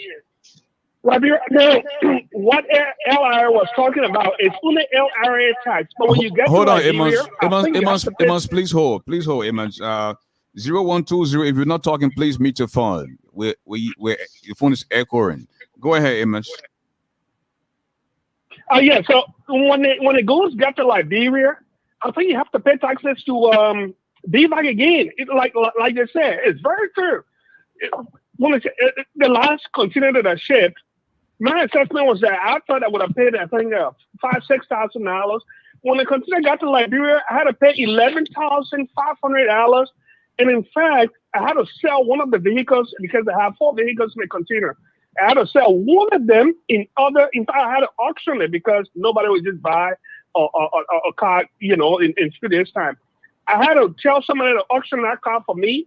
And then that was the money that I used to get the container out. So the Italian, what those guys are saying is the plain truth. I don't know how you did it. I tried to pay what $500 for. I don't know what you did. Whatever you did, keep doing it. But I'm telling you the truth. And one thing we need to understand here is that the people at LRA don't know that they are missing a lot of money by all the hiking of the tax rate, because it's preventing people from sending vehicles. Right now, I got a vehicle sitting right here that I want to ship to Liberia, but I can't. So what I'm going to do here is I'll probably buy a vehicle to Liberia, right in Liberia the day I go there, because you can get a vehicle from there for $5,000-$6,000 instead of spending a lot of money going to Liberia. So what they are telling you is the truth, and the Liberian government will lose money because of that. They need to address this issue. Thank you, Amos. So that's what I got to say. All right. We have 3599. Please tell us your name. Hi, Ashford. My name is Cassius. Hey, Cassius. How you doing, my brother? Welcome to the show. Good. I just want to make my own contributions on I think 2 months ago, I had a car that landed in Liberia. And guess what the shippers were saying? Okay, this car was a 2009 Land Cruiser that we sent to Liberia. An accident car that we bought for a very cheap price. When the car landed, the guys actually paid $4,000 to get the car out of the port. Okay, with all problem, we apply every effort to pay the $4,000. After the $4,000 was paid, they came back again to say, "Oh, you have paid the $4,000. After evaluating the car, you need to pay taxes again." That was $2,000. So my question to them was, how can you give me the cost of something with all including taxes? And after paying the money, you coming back to tell me that I have to pay taxes. I don't know how they really operate in Liberia. That you have to pay with all taxes. After paying the money, then before you can come and pay taxes. So, I mean, to send things to Liberia, never, ever will I do that again. Never. I like my little niece told me that she has somebody that can send things to Guinea. I think that it's preferable to do it to Guinea and then drive it from there and come to Liberia. But if you get into the port of Liberia, it's like landing in hell. You can't get out of there easily. I mean, I just want to. I feel sorry for those guys that can ship things to Liberia. Everything they're saying, what they don't like, I never used to believe them. And then when I sent things to Liberia just 2 months ago, it was so crazy to get it out of the port of Liberia. Thank you, and Master. moreover, the guys that can make the thing so difficult is the broker. The brokers can make everything difficult. Thank you, Master. Thank you, Mr. Okay. 3278. Please tell us your name. 267 is the error code. 3278. 3278. Yeah, Mr. Gali, good afternoon. Hello, welcome to the show. Tell us your name, please. Yeah, my name is Mr. calling from the Upper Valley, Pennsylvania. Welcome to the show. Yeah, thank you so much for the show. Philly, how are you this afternoon? Thank you for being on the show, because I started learning about the continual business from you people. But what really I have to say, Mr. Gali, about the continual business you just bring out this afternoon is a good thing to discuss, really. So, this is my first time. I found a continual last month in IPV. Because that's how all the guys saying that when you say continual, it's like peace of health, it's all of that. But I think one of the problems we Liberians has to do with just how you were saying from the onset, that we Liberians, we always don't want to go on the straight road. We want to go and choose somebody so that we can do things right. I'm a young man, 30 years old. This is my first time in continuing in Liberia, my own set continue. I set up my own budget, set up my own phone. That I estimated everything that I supposed to spend to get my container out. And I do all my paperwork strictly without not going to any Benny corner style Liberia man way. I did everything legally. My container not even reaching Liberia. I paid the money to Liberian government, the tax money that's going to pay to Liberian government. My container reached today in the port. The next day my container was out without no problem, without no difficulty at all. The same thing or money that BVAS gave me on the paper, that only a cent that was out on it by the Liberian government. So my container came out. My container reached Liberia like today. The next day my container was out because I went through the rightful channel, and I had the direct money set up to get my container out. But one of the problems I see with most of the people that shipping container in Liberia, most of them, the problem I see with most of our brothers has to do with they're making the businesses. Most of them, they don't have that direct fixed money set up. For example, like if I get I go around take people car to send that car to Liberia, most of them what they do here has to do with like if they take car for 2-3 people, they expect to get that money from the people that they're getting the car from, so that when the container reach in Liberia, they can be able to use that money to free the container. It's not like something that some of them, depending on a fixed budget that they set up to get their business out of the port. No. But what they will be earning from the customer, that what most of them depend on to be able to get their goods or their container from the port of Liberia. So at the end of the day, most of them have differences because they're not having the fixed money that the government wants for them. So at the end of the day, they get stored. So at the end of the day, the container go into storage. But once you set up your budget, if the government tell you say maybe 6,000, I spend close to 6,000 or plus to get my container out. I have full cash in it. I never had any difficulties. I swear to God, that was the first container I sent just last month. That was my first container. I never sent container like that before, but that was my first container. Thank you very I much. never experienced any difficulties. So I think the problem we, as Liberian, we had to do, we had to learn how to do things straight. Liberian people like the too much connoisseur thing.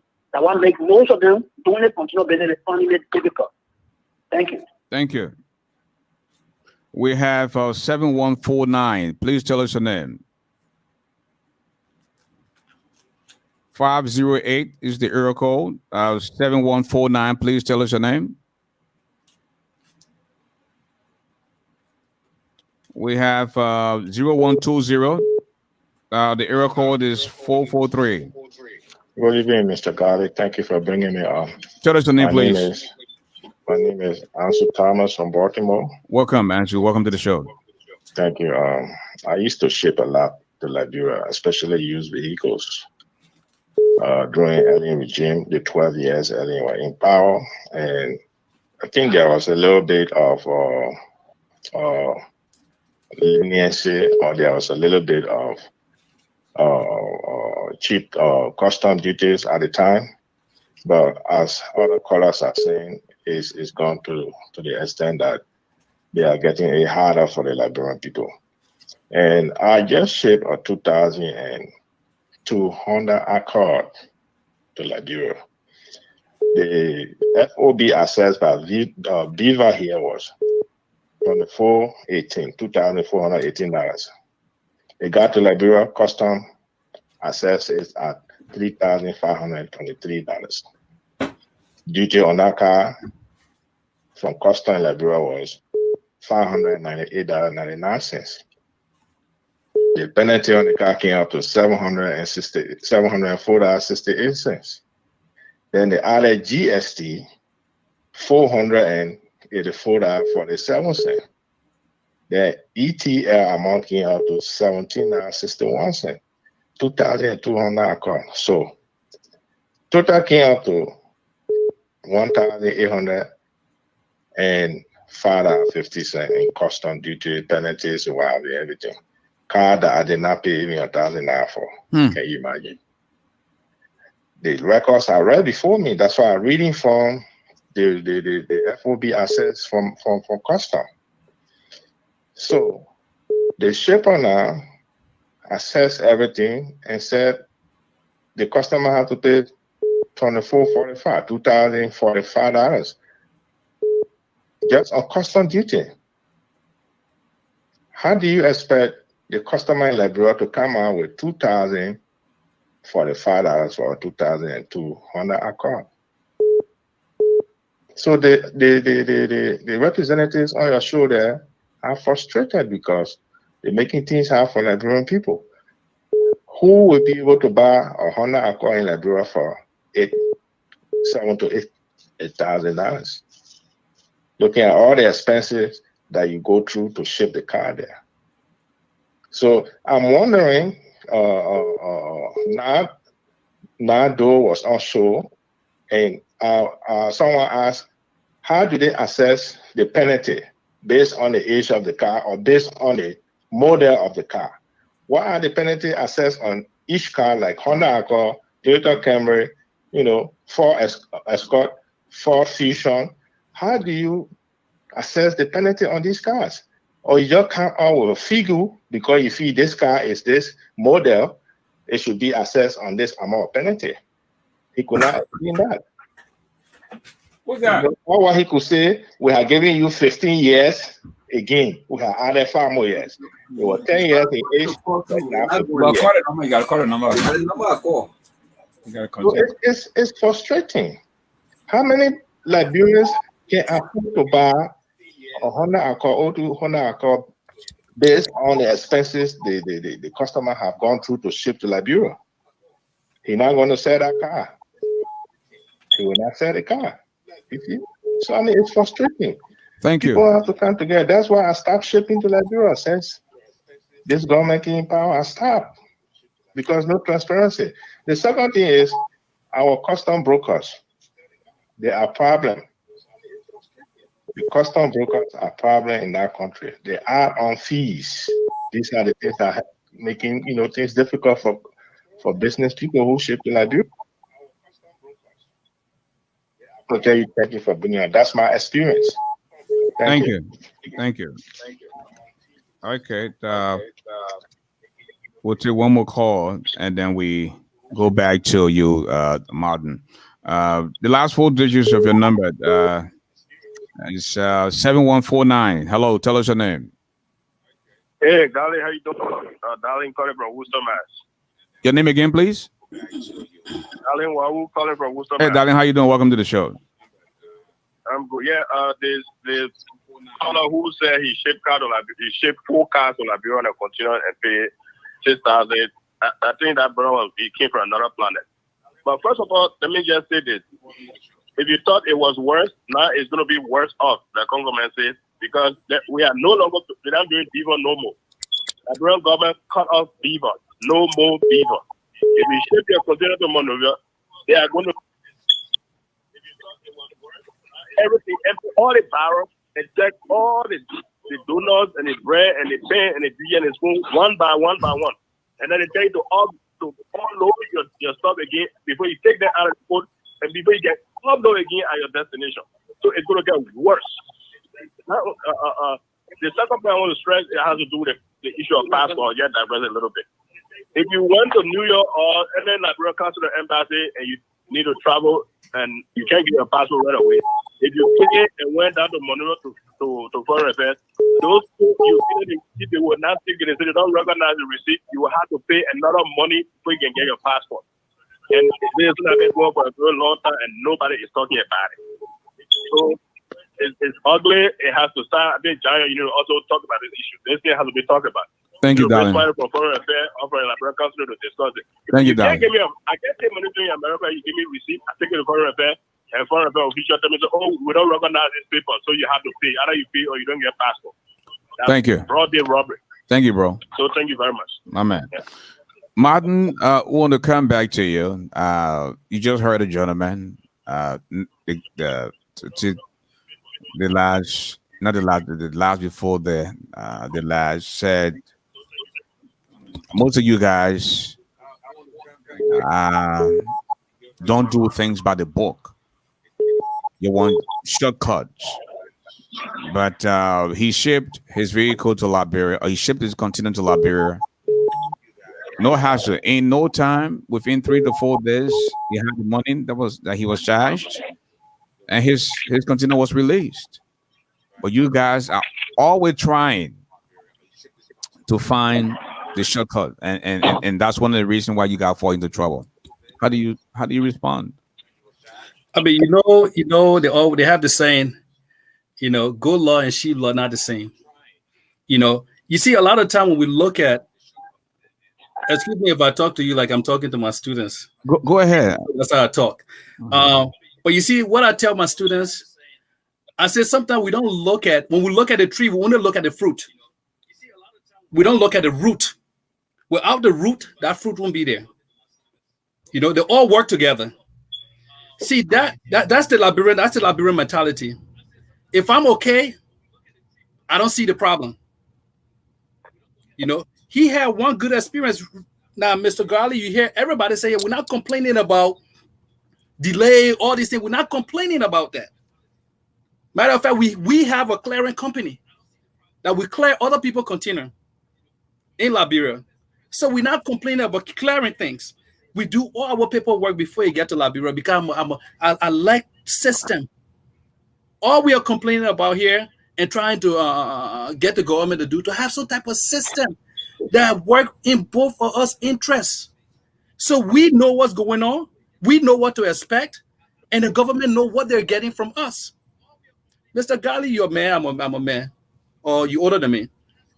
The reason some people take corners or cut corners because they're trying to avoid, some of these things. Why do you think people shipping through Guinea now? I would never ship through Guinea.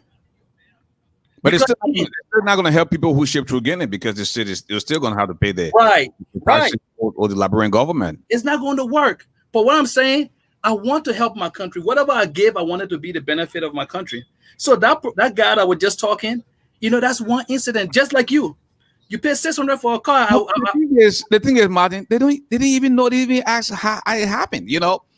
Somebody hired my expertise to go to Liberia to do a piece of work. And it so happened that this guy was shipping 2 other vehicles, along with several other things on the container. Mm-hmm. So I drove from Detroit to New Jersey, and they happened to put my vehicle on the container. And when the item matched everything, my portion there was $600 for my car, 2010 Ford Fusion. And you come here to say I'm lying without even asking questions. Right. That's just who we are as Liberians. But Mr. Garley, I don't even want to dwell on that because that's a blessing for him. That's a blessing for him. But we're, everybody can be like pleading to the government to put a system in place. But because one person is okay, so that means everything is okay. But Mr. Garley, the guy before I came on said something about destination inspection. Because the ship, what we're discussing today, I don't just want us to focus on car. It's bigger than cars. All right, for now, BVAC contract is over. PSR contract is over. So now we're doing this destination inspection. Destination inspection meaning we're not doing the inspection here. We have to unload your container in Liberia. Open it at the port. Mind you, when I pack my container here, I have 7 to sometimes 10 persons helping me to load the container and make sure we load it properly. So I'm not in Liberia. And these guys opening the container, going through people's things, Again, I've never done destination inspection. I have 3 containers now. I'm waiting because my friend just sent a container. I'm waiting to see how his will go before I send. Because again, I don't want to jeopardize my business. So the government need to tell us what is destination inspection, what it look like, and creating a safe environment. Because what, guys, sometimes they take things. If you open somebody's box and you see 2 grease there or lotion, I like that one, you take it. Then now that customer coming to me saying I stole his thing or her things, So what does it look like? This is why I'm pleading to the government. If the government can have a flat rate system, we don't need all of this because now the government have to hire people to do the destination inspection. But if you say, okay, $8,000 for a 40-foot container, $5,000 to free or 24 container, now I know what to expect. Now, if you send a car 5 years old, this is what you pay. If you send an SUV 5 years old, this is what you pay. If you're sending something 10 years old, this is what you pay, and so on and so forth. So now there's a system in place. So now as a businessman, if I know what to expect, I know there's other fees. The fees are not the problem because I know every time if the government say I have to pay $10,000, I know I have to pay at least $13,500 because I know that's another $3,500 fees that I have to pay. AP terminal, delivery order, the truck and all of this. I know that. But if I know this already, then I can plan. I can ship every month. So now the government, instead of me shipping 2, 3, or 4 times, now I'm shipping maybe 9 or 10 or 12 times a year. That's more money for the government. That's more business for me. The government happy, we're happy. That's all we're talking about, just having a system and making us know, at least we understand and know what to expect. Not go and then the whole thing change. Because like the other guy was saying, a lot of us don't have money set into the side to say, okay, I'm going to clear. Let's say you're expecting to pay $8,000, and then you get to the your shipping get to Liberia, and now they say you have to pay $13,000. You don't have $13,000 laying to the side to go and free somebody after you told your customer, say, look, this is the estimate. It can be higher or lower. So the person can give you the money. Now you have to go get it, because again, if you continue to stay at the port, now it's almost $80 a day for storage. And that person who causing the delay will not pay the storage. So just like my clearing company, we have learned to start clearing things ourselves. So, and then we charge the customer to clear their things, because again, we were trying to avoid paying the extra fee.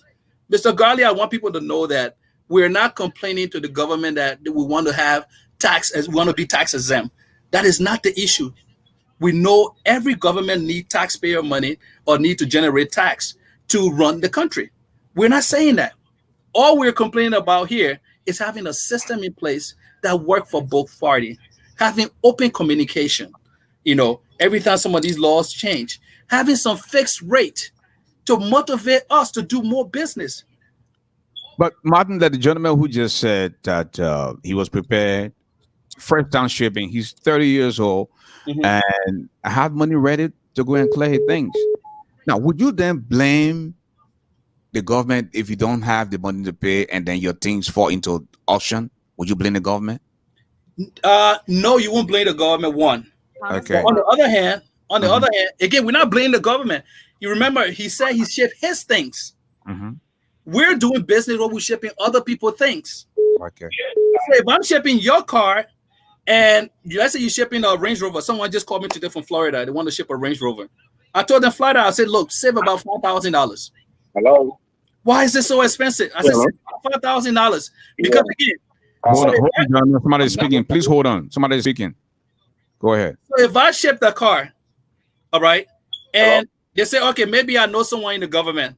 So now the car is $5,000, and the total custom duty is about, let's say, $13,000 or $15,000. I'm shipping people business. I can't sit and start paying for everyone. When you start paying for everybody, now you're doing charity work. Now it's not business anymore. He was shipping his things. Now, if I'm shipping my personal container, yes, that's different. But if I'm shipping your car where I don't know what the assessment value going to be, because that's the thing. If just like one of the callers said, if they send the car, let's say I pay $400 for a car before and ship it, and the assess value was $2,500. So the tax were based on the $2,500, not the $600 that I pay here. So I don't know what people car are going to be. So I can save money to pay for people car. And now the car in my where to park it, I have to go pay parking. I have to put it somewhere, because if anything happened to the car, I will be blamed. All we're saying here, Mr. Garley, we're not saying we don't want to do business in Liberia. We're not accusing the government. We're not here to mug the government. No, we just want the government to work with us and hear our cry. Thank you. Not to say, because Martin going to sell, or he's shipping a Range Rover. I think he's going to sell the Range Rover for $50,000. So I'm going to charge him $6,000. No, we are shipping it for people, not for ourselves to sell. Thank you. Let us bring in Aliyu Gulapale. Yeah, Ashford, I'm saying it clearly, and I stand for what I'm going to say. Government is entirety. I'm not being helpful to a citizen. It might sound political, but that's a reality. I have got some experiences, and I want to share with the group. I shipped a car, a Ford Escort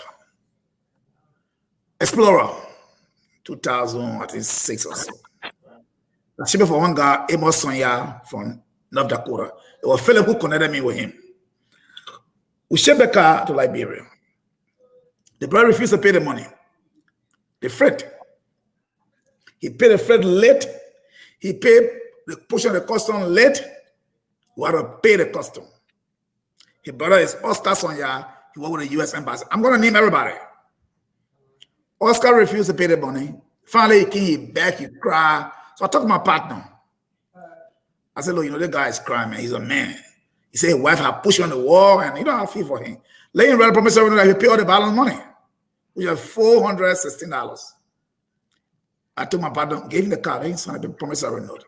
Oscar left. You know what happened? Oscar went and we kept the paper, the shipping document. The money we pay custom to the government, we had it. Oscar went to the transport ministry, got some party paper, and he's driving the car in Monroe today. We wrote the transport ministry. The guy yet to respond. That one. Number two, one Stephen Nyan Logan from North Dakota. I'm sitting over in a reservation. We had an MOU to shape a continent together.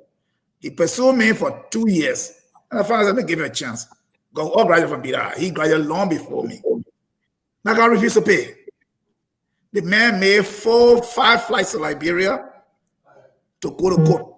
So what for a container by BVAC was like $8,000.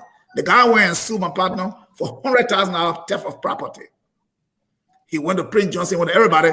Today, the Audi and the BMW are packed at my friend's place. 2 years gone. He refused to pay. Then, this guy who said that he saved a car and he paid the money, he got it out. I said, brother before me said, we've been the scene, I've been here for like 14 years. Why you decide to go slow?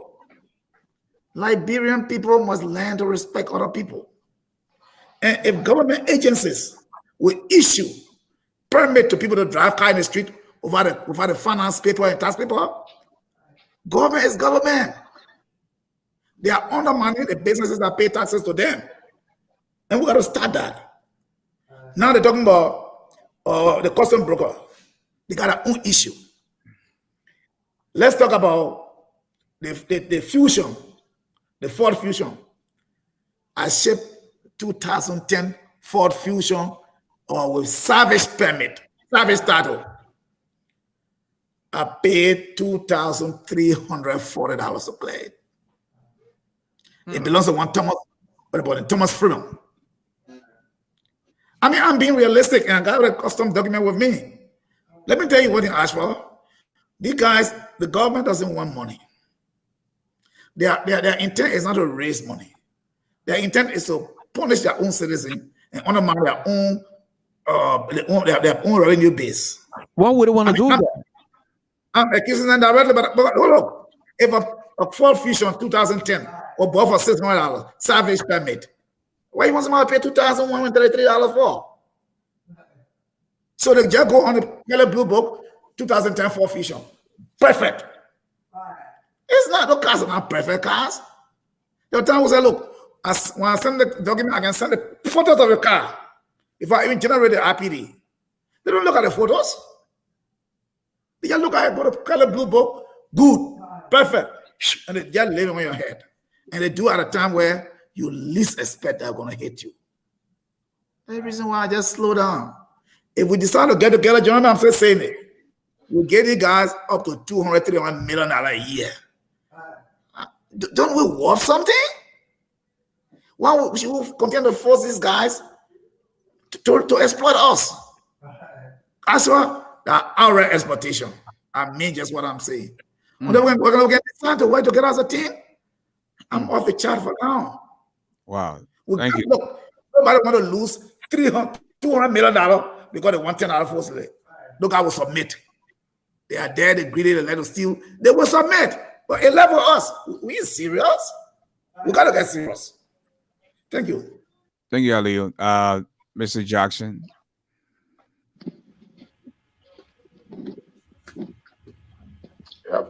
Yeah. Mr. Garley, I think everything has been said on the show tonight. I will just continue to, I want to look at it from a different perspective where I think we need to have a conference with the LRA and the Custom Commission in person where we can meet with them and put these things on the table, because coming on these shows and having these conversations are very good to bring awareness. to our people. But I think the best thing to do is for us to sit down with the government and see how best we can resolve this thing here, because the government is also losing a lot of money. There are a lot of things I can do, you know, as a business person to make my money. You don't have to go to Liberia to do business. You can do business right here. There's so many businesses you can do. I can get into trucking business.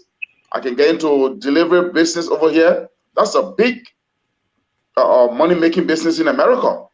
You see, but we love our country, and like I said, and I stand corrected, there is no country economy or no country that is built with all its citizens, you know, contributing to the economic, you know, aspect of it. So we are willing to develop. We are willing to work with the government. The government have to be willing to work with us. But one of the things some of us hearing from the background, and I'll be honest, I have not done it before, is that, look, one of the reasons why they're against, or some of them are against the Liberian shipper is that, look, the Lebanese people gave them Saturdays, and Liberian businesses don't give them Saturdays. That's true. But how will you get the people Saturdays, Mr. Garley? When you took a car from here that you bought, let's say $2,000, and you pay another $2,000 to ship the car, Mr. Garley, that's $4,000. The car got to Monrovia, they pay another $2,000, that's $6,000, Mr. Garley. Tell me, how much are you going to sell that car for? Like, you think you'll be able to afford Saturdays to over 20? Because you're not just looking at one person. Because Mr. Now told us that, hey, he doesn't receive Grab. And I have not done that to him. But like I said, the very first time we spoke, he seems to be a very nice gentleman, you know what I mean? And he admitted on the show that you can bribe him. But it's not about him. It's about the guys that, you know, the custom guys that over there. See, Mr. Garley? So tell me, where am I going to get $100 per person every time I ship over there to give to about 20 persons, Mr. Garley, on a Saturday, compared to the Lebanese? The Lebanese can afford to ship 100 containers there in a month time. I can't afford to ship 100 containers, okay? So if they buy a piece of paper for $1 and they know that, hey, they're going to bribe government officials, they don't care. They can give you $5,000 because at the end of the day, the piece of paper, they're going to sell it for $5 on the market. So again, Mr. Garley, I just want to say thank you. And we all say the same thing. We just want the government to work with the Diaspora Shipping Association to see how we can help grow our economy. The Ghanaian economy is growing today. It's not because of foreigners going in there. It's because of the Ghanaian themselves. Yeah. There are a lot of businesses that are done in Liberia. Go to Ghana, you will not see a Lebanese man in a store. Go to Nigeria, you will not see a Lebanese man in a store in Nigeria, selling cold water, selling sovereign. You know what I mean? But you go to Liberia, you find these things happening. How are we going to survive? How are we going to survive, Mr. Garley? You see, we need to do this kind of business. Lebanese post selling coal and all now in Liberia. How can a Lebanese man sell a coal in Liberia, Mr. Garley? And I'll tell you this, the other thing that people don't understand is this, Mr. Garley. Do you know how much right now I'm establishing everything over there, Mr. Garley? I have hired 15 people already that I get on a standby. So imagine I alone already finished hiring 15 people that are going to be on payroll for me over there. Do you know how much I pay for the store over there? $7,000 a year. Mr. Garley, $7,000. So how many times are you going to ship in a year to make $7,000 to pay for the store? And then you got 15 people on salary that you have to pay every month. You have to pay these people. Then before you come to yourself, because my business is registered both in America and Liberia. Then I also have 2 persons on my payroll over here that I have to pay. Thank you, Mr. So we just have to work together, and the government have to work with us. Thank you. And Mr. Woods, just before you come in, one of your shippers is on the line. Thomas Kura from Allentown, PA. Thomas, are you there? Yeah, I'm here, Mr. Garley. What are your concerns? Yeah, I saw. I know. I was listening to one of the guys on the show there, And they mentioned something very important there concerning appraising the cars that have been shipped to Liberia. Because on several occasions, I myself have argued this with Samoa, the custom commissioners in Monrovia. And what they do there, when they appraising the cars on the blue book, they don't care, like he said. They will do, like if you send a car there, they will appraise the car, not with even putting the mileage sometimes, and not even the, like how we have with Care Blue Book, you have the good, you have the fair, you have the good, and you have the very good, and you have the excellent. They will always put the excellent value. So, Mr. Garley, tell me, how will you put a 10-year-old car excellent value? Even in America here, if you buy a used car, once the car leaves the used car lot, it depreciates. So once you move the car from the used car lot and you take it back, in a few seconds, it depreciates. That car can never be an excellent value. They will always put it maybe good value or very good, But in Liberia, what they do there, they appraise those cars we ship 20 years old, 10 years old, based on an excellent value, appraiser. And that really kills her. And those are the way they determine the custom duty, And another thing that I think what I heard someone say was if, for example, you got a Ford Explorer 2018 and you have another Ford Explorer 2018 and claim that this one is salvage, he charges the same for both vehicles for the year. Yeah, but answer what I'm saying there. Oh, yeah, because they use the if they use it like this, how he can do it. Now he do it. They use the Canada book there. And the Canada book, when you think Canada book, you need to enter the math and the condition. They mostly go with excellent value. All they go with excellent value. They go with excellent value. They don't even go with good, or very good, or fair. They go with excellent. By right, some of these times you be going on value, or not even excellent, even below fair. And another thing that is, like I've been doing business in Liberia for 14 consecutive years, on a used car lot in Liberia, and I have been, if you ask most of the guys in the northeastern region here, I have been one of the biggest shippers. I used to do like sometimes 8-6 containers in a month. But then, and I was infusing almost over 800,000 into the Liberian economy, on a yearly basis. But with this whole saga, I have decided to just, operate in America for now. Of course, I opened my used car dealership and I'm operating it because of the situation in Liberia. I could have done that in my country where I will hire people and those people will be able to help the family. But because of that, I decided to just do it, and I feel really bad because that's something I have to, if I was doing in Liberia there, it was going to benefit our people in so many ways. And I have to do it in America now. So it's kind of bad. It's something that they really need to see about. Thank you very much. Whole horrible thing, Mr. Garley, and like one caller was talking about, like, Saturday. It's true. These guys really come on us very hard because we don't have the salary to give. Most of them, you see, like, brother, all government offices, I would say that, keep them on record for this. They go to various Lebanese businesses for their salary, and they get it. And that's a regular thing. But being we Liberians, we can't, Liberian business, we can't afford to do that. They are really hard on us. They're hard on us. I'm telling you. And it's very frustrating. Thank you, Thomas. Thank you. Thank you. Okay, let us go to Mr. Woods. Mr. Garley, time is fast spent, and there are some issues we needed to look at. But anyway, you have heard from almost all the shippers. You have heard from the public. Nobody yet seems to be in agreement with what the Liberian government is doing. The Liberian government wicked. Our friends in the government greedy. They are selfish. They don't mean well for that country. Life is all about them. They Samoa. I sorry my friend Thomas now, who I had respect for during our civil society days, had to merge himself with tinted politicians. like Samoa and other people. Because Mr. Doe now come from the civil society background. I respect his work, but I'm sorry he got himself involved in a situation where he had to work to get himself up. The people fail to move Liberia forward.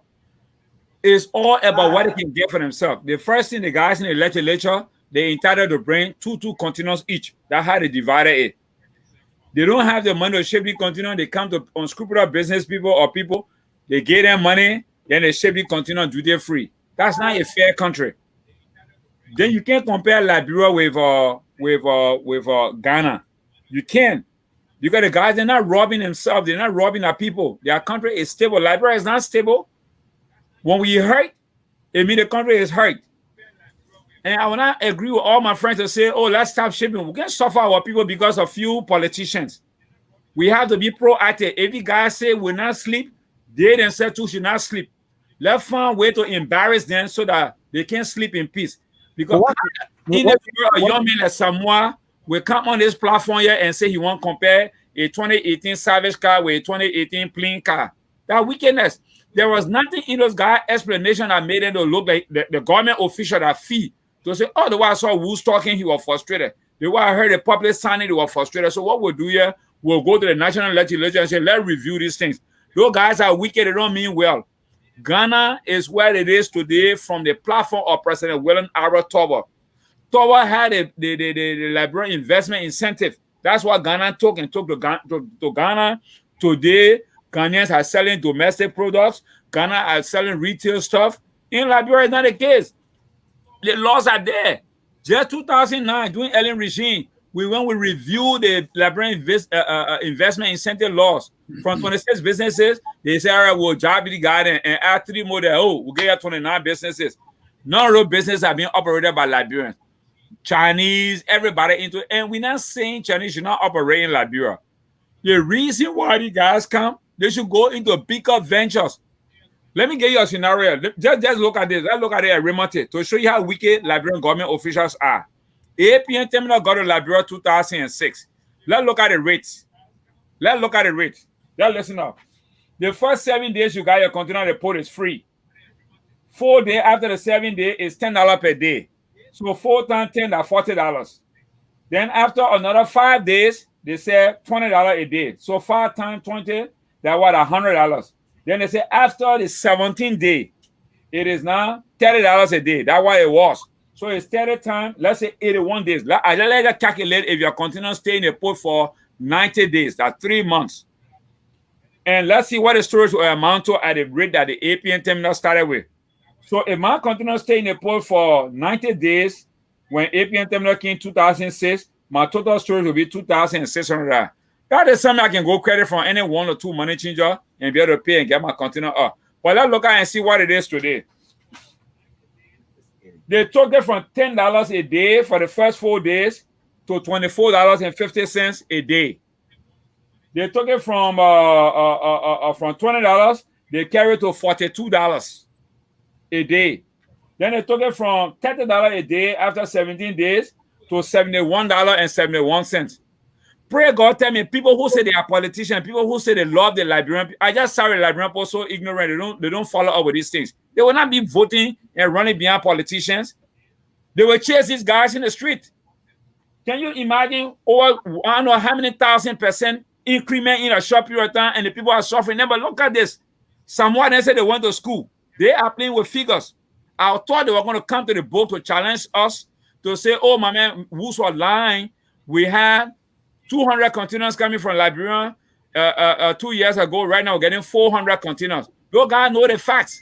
But intentionally, because they want money, they want salary from these foreign business people, they do everything to strangulate us. So the whole strategy of pushing this storage here, it was planned because their foreign partners now were complaining, oh, Liberia bringing barrel. Who will bring things for our poor people in Liberia? After the war took everything from them. For the first time in the history of Liberia, for refugee Liberians to have come here because of the war and start shipping things back to the people in Liberia. Then you got politicians, the same country people children are in government now, who say they were suffering, they're not in politics, they're in power. They can't look out for the people. Those guys are wicked. They're not good people. We as business people need to start putting money together now and start going after these guys because there's no amount of talking here will solve the problem. Those guys are wicked. All of them who want to be elected official, we need to put money together and go and start sensitizing the people not to vote for them. That's how I see it. But Woods, We be here talking year in, year out, year in, year out. We'll not get anywhere. Somewhat then they are not good human beings. Their lives are gone far off. They relax. I want someone to show me what car he was riding before he got in government. I want someone to show me the car he was riding before. That someone can sit there and say, oh, you know, they bring all kind of old cars around. Woods, it makes sense. Woods, Golan Fale also raised a very important point. With you, all of you, the shepherds, need to come together and speak with one voice. And it might help you guys, but you can't sit there and be frustrated about about things not getting done. And you say, you know what, I will not ship again. The next thing you know, no, man, I will ship. John Brown, I will not stop shipping. He starts to ship. I will not start shipping because my friend not going to frustrate me and then just kill my own vision. So if you want to kill my vision, I too want to kill his own vision too. Since that's how they wanted to be, we'll go there and be ringing bell behind a the men are good. That's the only way because those guys believe in the rebel way of life. Okay. They're not diplomat. They came on the platform. They act like government officials. They were arguing, trying to justify. After our tax dollar paying them. Instead of them say, oh, we hear what the guy's saying, let's go to the rightful authority and take the issue to them that our citizens are crying. Because that has some government officials behave. Go make noise and we'll take it to the president. But in Liberia, not that way. They go and start laughing. Oh, don't mind who's and they want cut corner. You know, not a private business running here, we're running our country. Well, let us talk about besides the old cars or the salvage cars. Let us talk about something else. What are other concerns that you want that you need address? One of the concerns I want to address is electricity in Liberia. Why we had hydro about 4 or 5 years ago? Why people cannot get electricity? It has nothing to do with LRA. I'm talking about you're asking one more other concern because the LRA thing now with the shipping issue. What other concerns that you have? No, the shipping issue. Right now, the most important thing on the shipping issue, we want the government to be clear on the procedure for clearing containers, DR containers. We're not going to sleep. We're not going to close our eye because the whole plan of the DR thing, they want to take us by surprise so they can slaughter us. So we can live. You heard one of them saying they can help us. How you going to help some of our government taxes? That's not your private business. They always, you see, look, actual Liberians are wicked.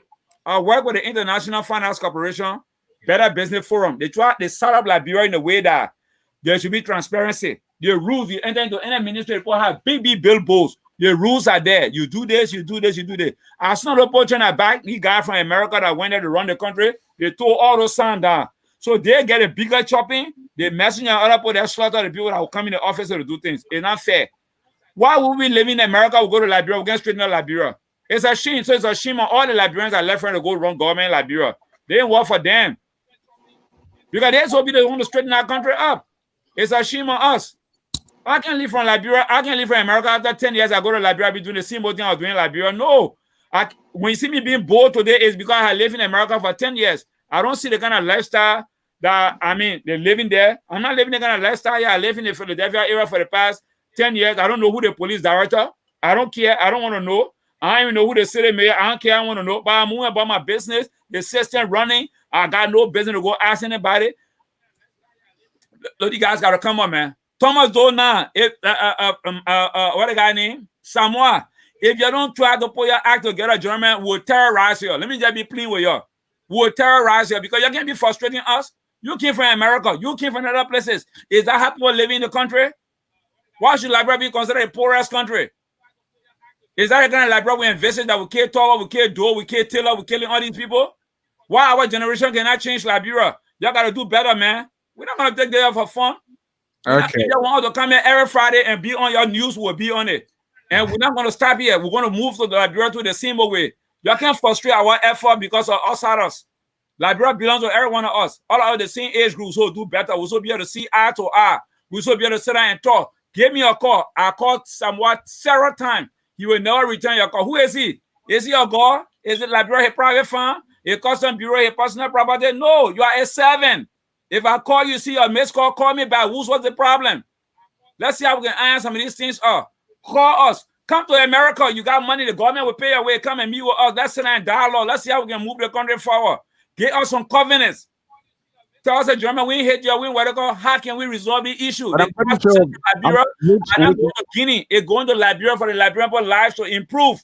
If all our brothers are all look, my man Ashford, see a Liberian video. See how many young able-bodied men standing around with their hands like this. They got nothing to do. In a country that's been led by young people, you got to see people, foreign business people going to get our people food to eat. I see every time I cry, it hurt me. Our people have become beggars because of a few handful of people. These guys are living big lives. Woods, Edwin Smith is a young man. Edwin Smith, y'all got to do better. Y'all were on the line before. Y'all run BB cars. Y'all got to. These guys should not be looked at. You cannot be Congo people in disguise. Y'all say Congo people, but you cannot be Congo people in your own people presence. Y'all have to do better. It's very frustrating for me. I express my anger because I get pissed off when I see y'all doing these things that we were complaining about yesterday. Hold that thought, Woods. Hold that thought. That thought. Let's go around the room. Start with Martin French. We'll finish up with you, Woods. Martin, in closing, just give us your parting comment. And I want to say a big thanks, Ollie, for taking the 2 hours here tonight. And I would agree with the suggestion from Golak Fale that you guys as a team will come together and send a message.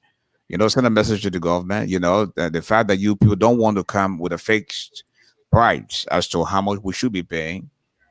But I'm pretty sure they have this on the agenda. Maybe it's because of the COVID. You're not seeing them travel yet to meet with you guys.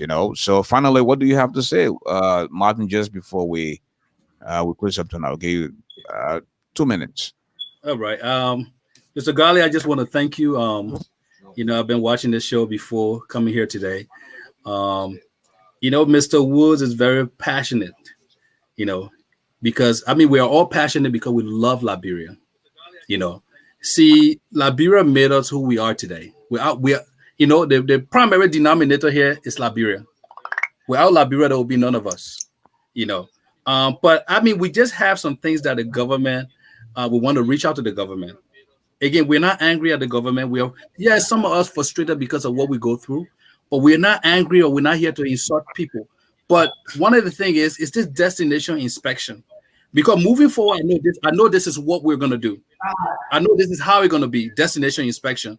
The government need to tell us what it is, how it looks, and creating a safe environment.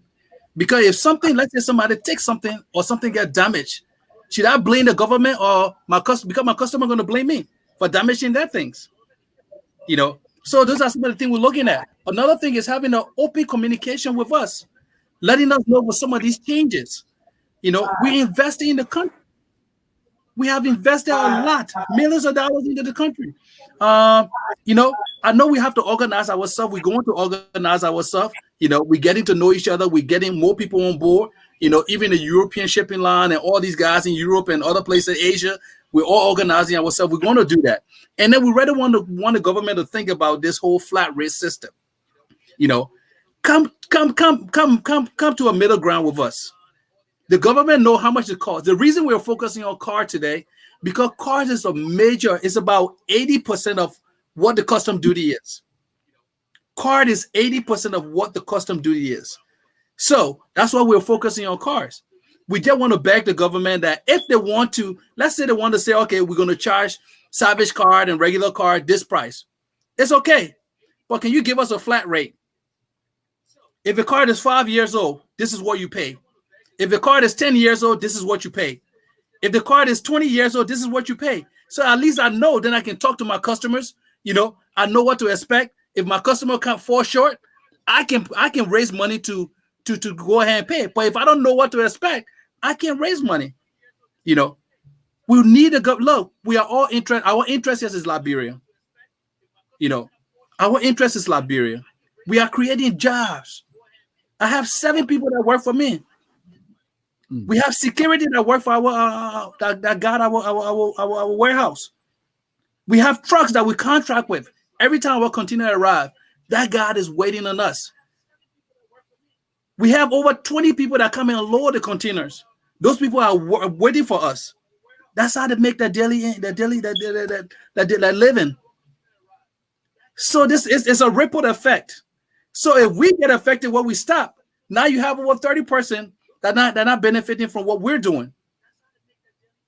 You know, so we want the government to ready work with us. Again, we want you guys to ready work with us. Because we've been in the US, we've been in the West, we all learn in the West, we all know what's going on in the West.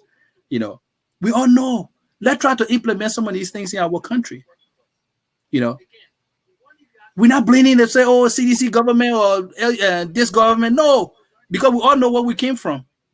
We just want the best for Liberia. We want a system in place that will help us understand what's going on. That's all we're saying. Communicate with us. What is destination inspection? What's the environment like? I've never done it. What's the environment like? Will you open my container on the outside when it's rainy? Then people boxes and barrels wet. Now my customer have to come to me and blame me. I can go and tell them and say, oh, the government opened the stuff at the port. What should I do? You know, so if they have a flat rate system, we don't have to worry about this. Because if you have 4 containers, if you have 1 container, you have 3 cars in your container, this is what you pay. All I do, get my paper, go and pay the government, take my container and go. Easy. You know, this is not something that we have to look at numbers. Look, sometimes we got to use common sense, you know, approach, especially if we're trying to develop the country and you're trying to call us back. My people, y'all come back and let help develop this country. Thank you. Let help develop the country. Liberians, I don't want you to be a spectator of your own economy. We're trying to help. Some of us, we're okay. We're well off. We're well off in wherever we are. Thank you, Martin. Thank you. Liberia, we want to help in Liberia. So again, we're playing this for you guys to look, listen to what we're saying, listen to the frustration, and let's see. Look, don't forget about whatever you made. Don't take it personal. This is not personal. You know, we just want us to work together for the benefit of Liberia. So the government win, the shipper win, and our customer win, and the Liberian people win. That's all. Everybody win. Thank you. Thank you, Martin. Aliyu de Galafale. You have to unmute your phone. I think you.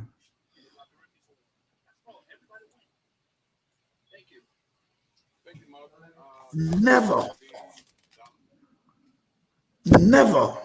make a next day plan with someone who is incessantly praying for day not to break. What do I mean? The government isn't serious. They need the taxes. We pay the taxes. But you know what? Gentlemen, we will have to tell the government what we are worth. Until we do that, I don't care how much appeal you make, you will lose and continue to lose your money. I just want to tell the government, look, have an open mouth with us, but let us prepare our position statement and we'll submit it and we'll stick to it. You know what? If you don't ship, if we've got to reach that level, if you don't have a ship, the citizens will put pressure on them. Why you want to be shipping and losing your money? I'm dead serious. Why do you want to continue shipping and losing your money? I know you're employing people. I employ people in Liberia. 9 person. They're doing farming for me. I pay them. I don't want to do it. Why you want to continue losing your money? The guy on employment in Liberia is almost 73%. If the other people add to it what they want, good for them. Save your money and do something else with it that will help other Liberians. But I'm telling you realistically, no amount of appeal. You guys are heartless. I'm saying it without any reservation.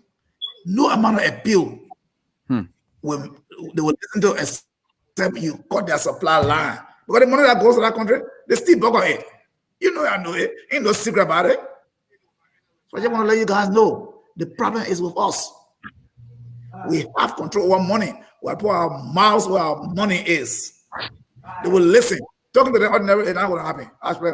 I'm concluding on that, man. Thank you. That's a grave allegation that is student, but anyway, want to go to Jackson, you will have to unmute your phone. Yeah, Mr. Garley, my colleague said everything. I just want to say thank you to you for giving us the opportunity to come on the show to express our concerns. I hope that the government were listening, that they will hear our appeal over there, see how best they can work with us. So I just want to say thank you, and thank you to the audience who tune in to Thank listen you. to us. I want to God go bless back you all. to Mr. Woods to give us his last word before we cut it a night tonight. Mr. Woods, you're gonna have to unmute your phone, Mr. Woods. Unmute your phone. Good. Yeah, sorry, I had a phone call, so I had to mute my You're mic. good. Anyway, I want to first of all thank you for the opportunity and for the platform. And I want to say thanks to my colleagues from Ohio, from Minnesota, from Houston, Texas. The next time we come here, we'll bring our colleagues from Europe. The problem is not just an American thing. The government is anti-Liberian. And I will continue to say it until they can prove to us that they got some compassion in their heart for their citizens. They are anti-Liberian. They are enemy of the state. I just show you the figures here. Why in this modern time and age, you will have a concession that is going to be worse than fast food plantation. You bring a company called APN Terminal to Liberia that should be our partner in progress. If my container stay in the port for 3 months in 2006, my charges will be $2,600. Today's day, my container stay in the port for 90 days is going to be $6,057. That's not all to it. They will find pleasure. Instead of getting the 6,000, they prefer to take the container and share it among themselves. You so get 6,000 that you can get from somebody, but you prefer to destroy them. People go to the banks, they credit money to get into business because government cannot provide job for them. People take their properties, they mortgage it. People do all sorts of things to get money to get into business. But the government sit there and destroy the Liberian people, and with pride and dignity, they say Liberians are lazy. Liberian people don't like to work. Liberian people are not serious. But they, the government, are the one that destroying. The government officials are the one destroying. They were poorer than us. Some of us been working before they in government, and they are richer than us. Some of us won't get a problem with that. But I can tell you one thing for free. God is in heaven. That's how you see some of them. They come from government. They're walking down, they're walking down Broad Street. They can't afford what they have while they're in government. Those are wickedness. God cannot bless you for those kind of cruelty. Liberia belongs to Liberian. Liberia belongs to every one of us. If you are opportune to serve in government, look at the masses. Don't take advantage of the people because they are ignorant. They are keeping the people more ignorant. They don't want the people to be exposed. We have to stop that, gentlemen. Just 40 years ago, we killed 17 of our citizens. We cannot continue to go that route. When people get frustrated, they get the result of other stuff. We don't want to go that route. You please put your heads together. Sit down with the foreign business people and say, hey, our people are crying. Go to APN Terminal and call them to a meeting. APN Terminal went to Liberia to make money. They make money, we make money. Go back to the old rate. If my container stay there, you get 2,006 from me, you walk away with some money, I walk away with my property. But do not auction people property just like that, and you just bringing people capacity down. Like project getting poorer and poorer every day. Please let them come to their senses. If they don't listen, we will continue to be here until we can expose them until their days can come. But it is not fair for Liberia to be to where it is should be considered a poorest country because of its own citizen in government. Thank you. Well, folks, there you have it from the gentleman who form part of the Shippers Association based here in the diaspora. And that's how we go home for this week. I actually off today, you can see I'm tired. From Monday through Friday, it was because of these shippers. They got me hired tonight, but now something can make bigger dance. So Monday, we will have the Minister of Public Works, Honorable Yimpan. Mabutu Vla Yimpan will be our special guest on Monday. On Tuesday, we'll have Mr. Kwadet, Monsieur Kwadet will be our guest. And there's a Liberian lady based out of Colorado. She's running for Congress, and she'll be our guest on Wednesday. And of course, on Thursday, as always, we'll have Quincy T. And if nothing spikes, if nothing pisses Woods off, we might see him on Friday again. You know, like he said, he will continue to visit our studio until our ear listens. So, gentlemen, I want to thank you so much for coming tonight. And again, our audience want to say a big thank you as always for taking the time to join us here on Bridge Radio Africa. This has been yours truly, the brother who doesn't eat iron. But he's definitely stronger than a lion. That's why they call him the giant, the now you know me Garley. You know, as always, tough times don't last. Tough people do. The height of a man is never known until he rises, and there's no second chance to make that first impression. Don't see okra and swallow bone, because you can't hide your nakedness from bathing bucket.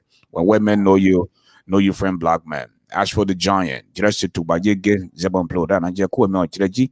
Wouldn't know Mozo, and when you mad double to dry, I do Adiwapo, more gladio. The medicine of the microphone, the golden voice of Liberia, the Ashford the giant Garland. Have a great weekend.